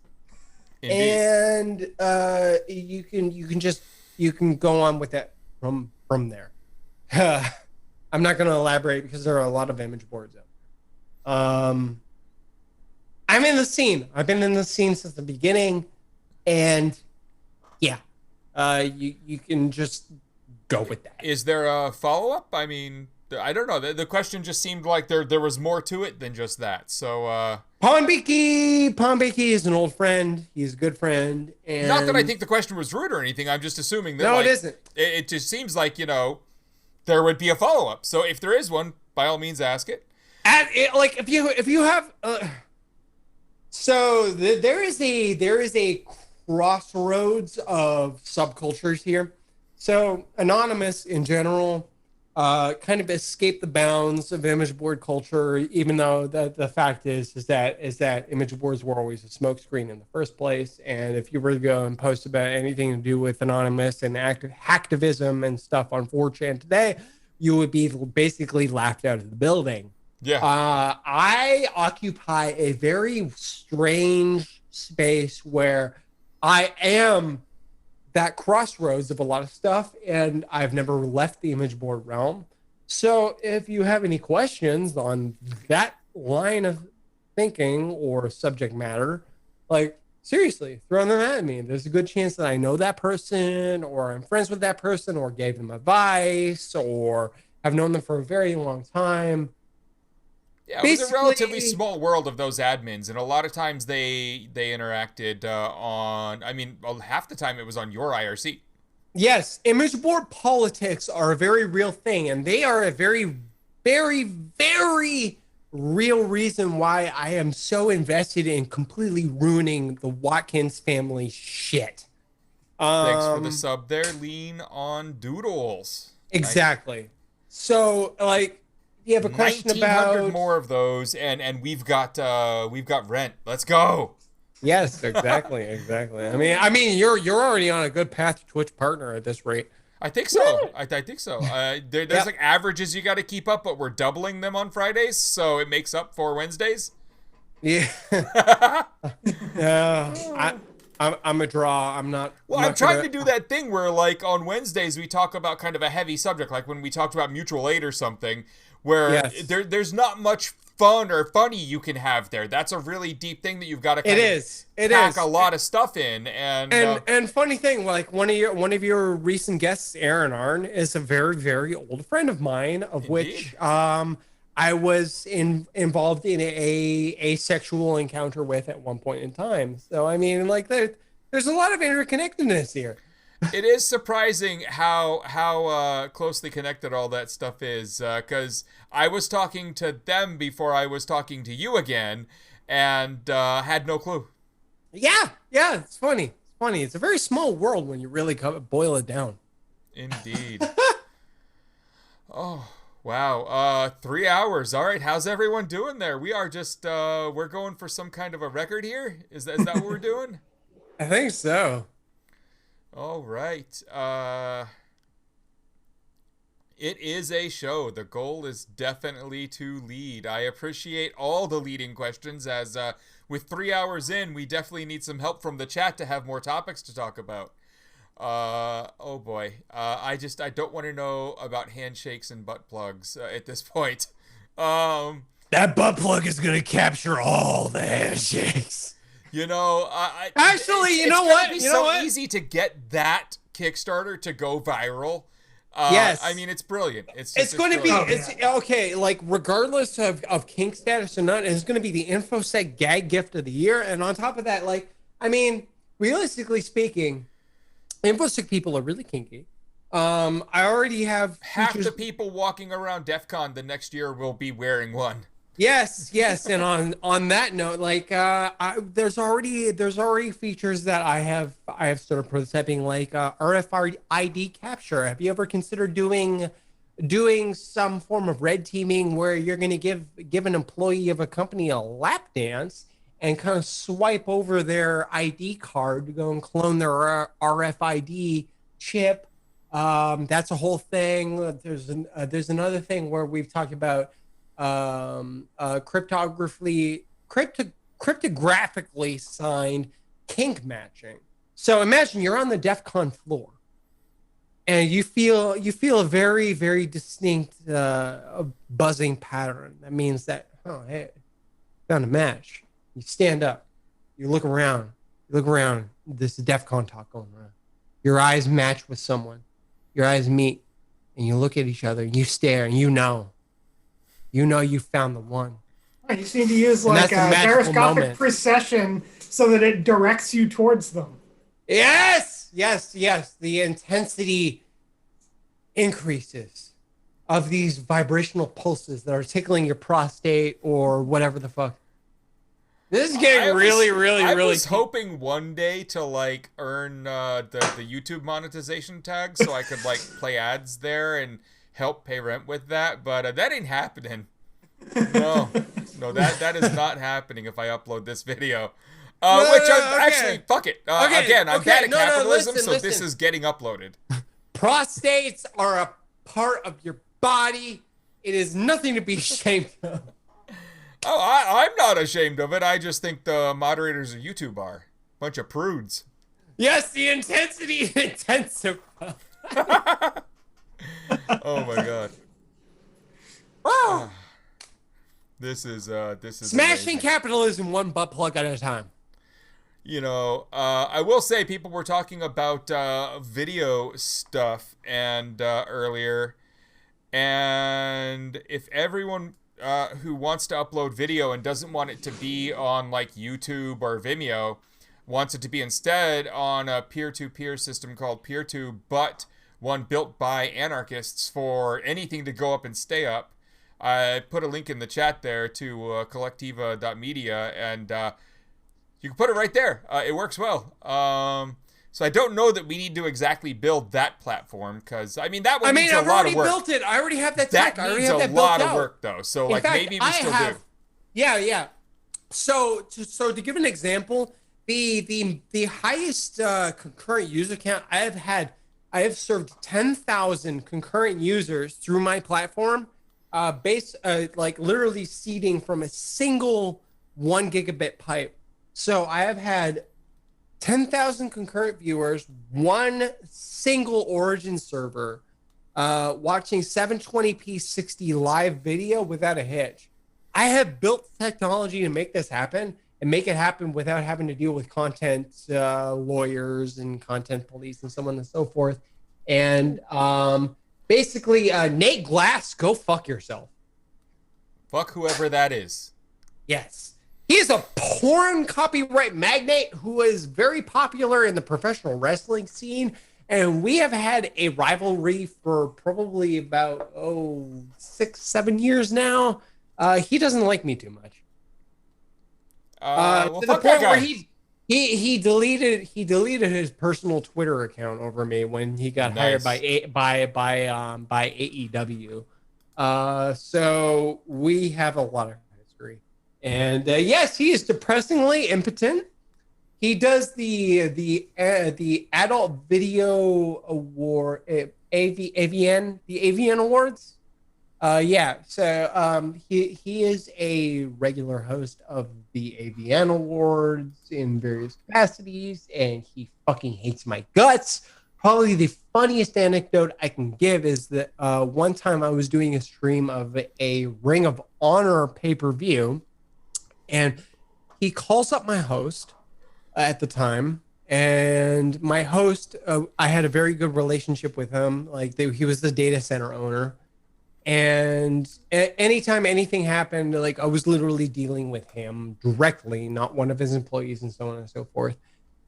He calls me up. He's like, "Hey, this dude is screaming at me. What the fuck are you doing?" And I'm like, "I don't know. I'm just like, I'm doing a thing." So he adds me to a conference call, and the conference call is muted. So I'm sitting there and I'm listening to him, losing his fucking mind. So I decided to go into the stream chat at the time on a service I run, Time of TV. And I'm transcribing Nate Glass live as he's screaming, as he's pissed off and he's ranting at my data center host. And he sees it, obviously. And he starts getting more and more and more and more and more riled up. The tone of his voice is just like increasing more and more and more and more and more. As he's getting worked up as I'm just transcribing his meltdown live on air. And then he's like, fuck you, hangs up. I immediately go and I take his docs for his home that he had just purchased in Las Vegas. And I put his docs in the corner of the live stream of this pirate pay-per-view for Ring of Honor. Immediately after he hangs up. And 5 minutes later, my internet connection drops. And I'm like, something weird's going on here, guys. Turns out, like, he was so fucking worked up that he legitimately knocked my internet connection offline. Like, he started fucking DDoSing me. And I'm just laughing up a storm and because I had multiple routers at the time, I was just hopping from router to router to router, getting my stream back online. And his retaliation for me doing this was to get the Ring of Honor owners to ban my account. I had an account for buying event tickets. I didn't buy these pirate pay-per-views through this account. I literally bought event tickets to go to their live shows because I'm a wrestling fan. He had Ring of Honor ban me from buying tickets in the future for this transgression. So what I did was I went and I reverse engineered the barcode format for the ticket provider. Next time they had a show in the Toronto area, I counterfeited my own fake tickets for said event that scanned perfectly fine at the gate. And once we're in on the show floor, I took a picture of me in the arena being like, and then tweeted them at him on Twitter as he's bitching about my pirate service, streaming the event on Twitter. So I literally thought you could get rid of me, eh? I'm literally on the show floor being like, go nice. Fuck yourself. And basically, he has not liked me ever since. He files at least half of 420chan's DMCA delisting requests through Google, so on and so forth, of which I challenge every single one of them. And I win every single one of these challenges. So this guy, it's his entire career to take down copyright infringers. And I'm making a fucking joke at this motherfucker constantly, to the point where he gets hired by AEW, a major competitor to WWE in the current wrestling landscape. And he is so fucking scared of me that after he realized that I was paying attention to him again, after tweeting, I'm sorry, I'm not boring you, am I? You aren't boring me. I am tired.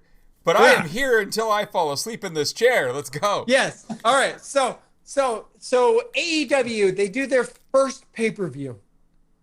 And Nate Glass decides it's a good idea to take some screenshots of our stream chat and tweet them because they were taking down the streams left and right through third-party services. So he's doing this like taunting thing where he's literally taking a screenshot of us bitching that, oh my God, he killed another stream. He tweeted them. And I reply as like, you're going to get yours, motherfucker. He was so scared by this outright threat of mine that he deleted the tweets and then deleted his fucking account. And I built an entire peer-to-peer streaming framework to bypass his entire ability to take our shit down, of which he has been completely and utterly incapable of doing so since that point. So I would like to add something here. I don't know if you've been reading the chat, but Amber in the chat says not only is all of what you're saying true, but fuck Nate, but that there are ops running against Nate, that he's primed for a bunch of shit to come out, that people are working on it, and that this is fucking beautiful, and that some of this that you're saying is news to her. And I'm just saying you two should talk on the Discord at some point.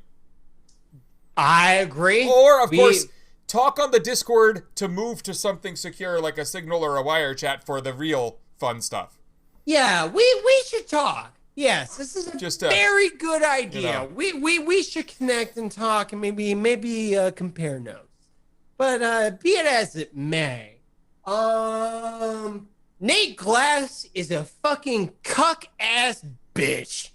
Agreed. And it has been a joy for me to make a complete and absolute joke of him and his entire career via takedown piracy. So go fuck yourself, Nate Glass. You're never going to get rid of me. You haven't been able to get rid of me for close to 8 years now, and it's not going to change anytime soon. Anyway, be it as it may, I have embarrassed him left and fucking right for a long goddamn time.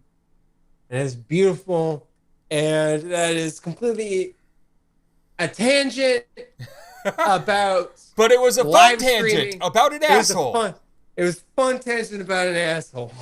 So, Dances with Ass Clowns asks a really fun one here, but we are far too deep here to be going into that at this point. What I will say is the idea of actually cracking, depending on, whether it's WPA, WPA2, or, of course, any of the earlier shit, which is just dead simple, there are multiple ways to get the various pieces of hardware to give you enough information, the IVs and whatnot, to be able to crack Wi-Fi still. All the way up to 6. The newer you get, the more computing power it takes. I think maybe next week we could talk a little about it. We can do like 20 minutes on here's how you break a Wi-Fi password, and so people can get an idea of what's coming when they buy a butt plug. I'm sorry, my ass keeps deauthenticating your Wi-Fi clients. Right? Oh my god. Oh wow. Just imagine walking around an office building, even if you're just walking the hallways with that in, just deauthenticating everyone's wireless connections. Woo! Oh, yeah. So there's been internal beta tester talks of like having some kind of like actual physical toggle switch just in case somebody comes up to you being suspect and being like, okay, if I clench my ass 3 times, it will shut it off. So, like these are the design decisions and discussions that go into designing a very specialized and intricate sex toy. So, yeah, it's one hell of a market.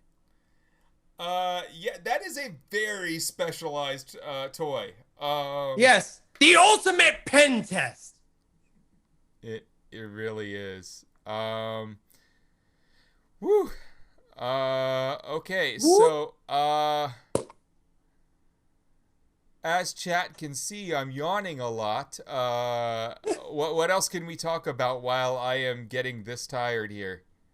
Before we I'm so sorry for making this old man tired. Oh, God.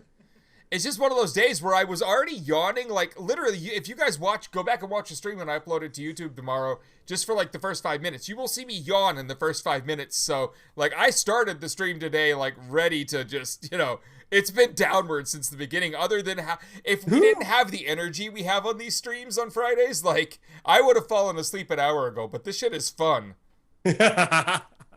I enjoy the hell out of this, so, like... Yeah, this is good shit. Oh. All right, I have a call Business Insider. It's probably like... Yeah, you should do that. Shit. Oh. I'm going to message them and be like, hey, so, sorry about that. Jesus. Yeah, am I supposed to like do the raid thing with the users at the end of this and send them somewhere to give people some shit? Like, I think so. Is that how that works, guys? Are you guys? No. Anything involving me, the word raid? Yes, you should fucking do it. What channel are we raiding, everyone? Because like I'm calling it a night here. I am gone. I need name the raid. Rest. Come on, let's do it. And make sure it's something that fucking matters and not like we're not gonna raid Ninja or something. Come on, let's that do guy. Yeah. Well, don't fuck that guy. The guy's got a good niche. Yeah, but you know what I mean. More power to him. But yeah, I know what you mean. Come on, someone, let's make it matter. All right, you know what? I'm gonna do this just because fuck it. You say you can't draw and you're scared to play this game? Welcome to my stream, Balky. All right, are we here? Are you guys ready for the stream to be over? Because I am so done with life right now. I am tired and I'm going to sleep. And I know you guys are gonna say no, but there's a button in the stream thing which I have never clicked, which is over on this monitor that says raid channel, and I think I'm just supposed to hit the button and then put in a username. I'm gonna do it and see what happens. Let's you're all on this journey with me. The next show is Monday, so every Monday, Wednesday, and Friday. The next one with Kurt is next Friday, unless we do a game stream on Thursday. No, not Tuesday. Unless. Thursday is game night. Thursday is game night. I'm always going to be fucking here on Friday. Okay, you guys are just going to some random guy's stream. I think this guy is in New Zealand, and he's sketching some shit on screen, and you should give him some better ideas for what to sketch. That's what I'm asking for. I'm going to watch it for a minute and see what you guys do. So let's click the button and see what happens.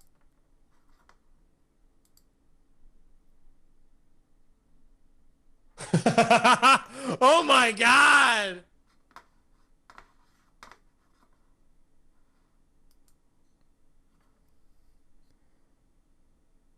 Oh, this is beautiful. Okay, so I have no idea what's going on here. Raid with 100 raiders. Let's do this. Yes. Did it do it? Consume the cum dogs for Satan. I'm doing great today, man. Woke up late. I started the return. Hey, late days are good days, Andy. So did it actually do the raid? I don't know. It says raid for 250 point. I don't know. I'm hitting the button. Oh, there we go. Yep. There it is.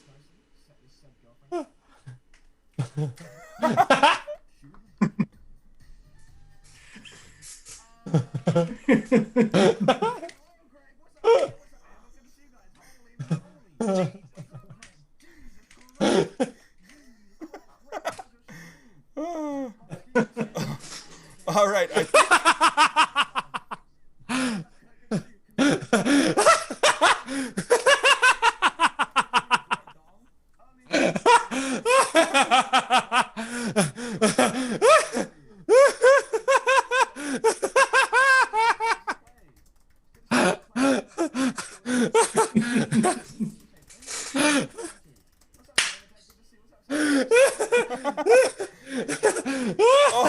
Oh God.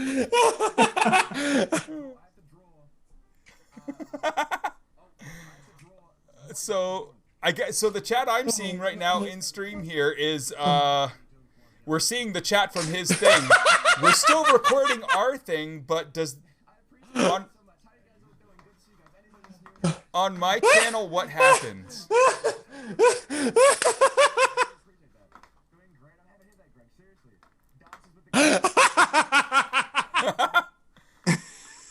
Okay, no, everyone can still see us on our chat here. All right, so everyone, I'm ending mine, so you all are over there for now.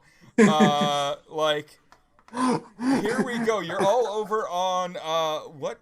You're all over on Luke OCE. Luke OCE's chat now. Good night, everyone.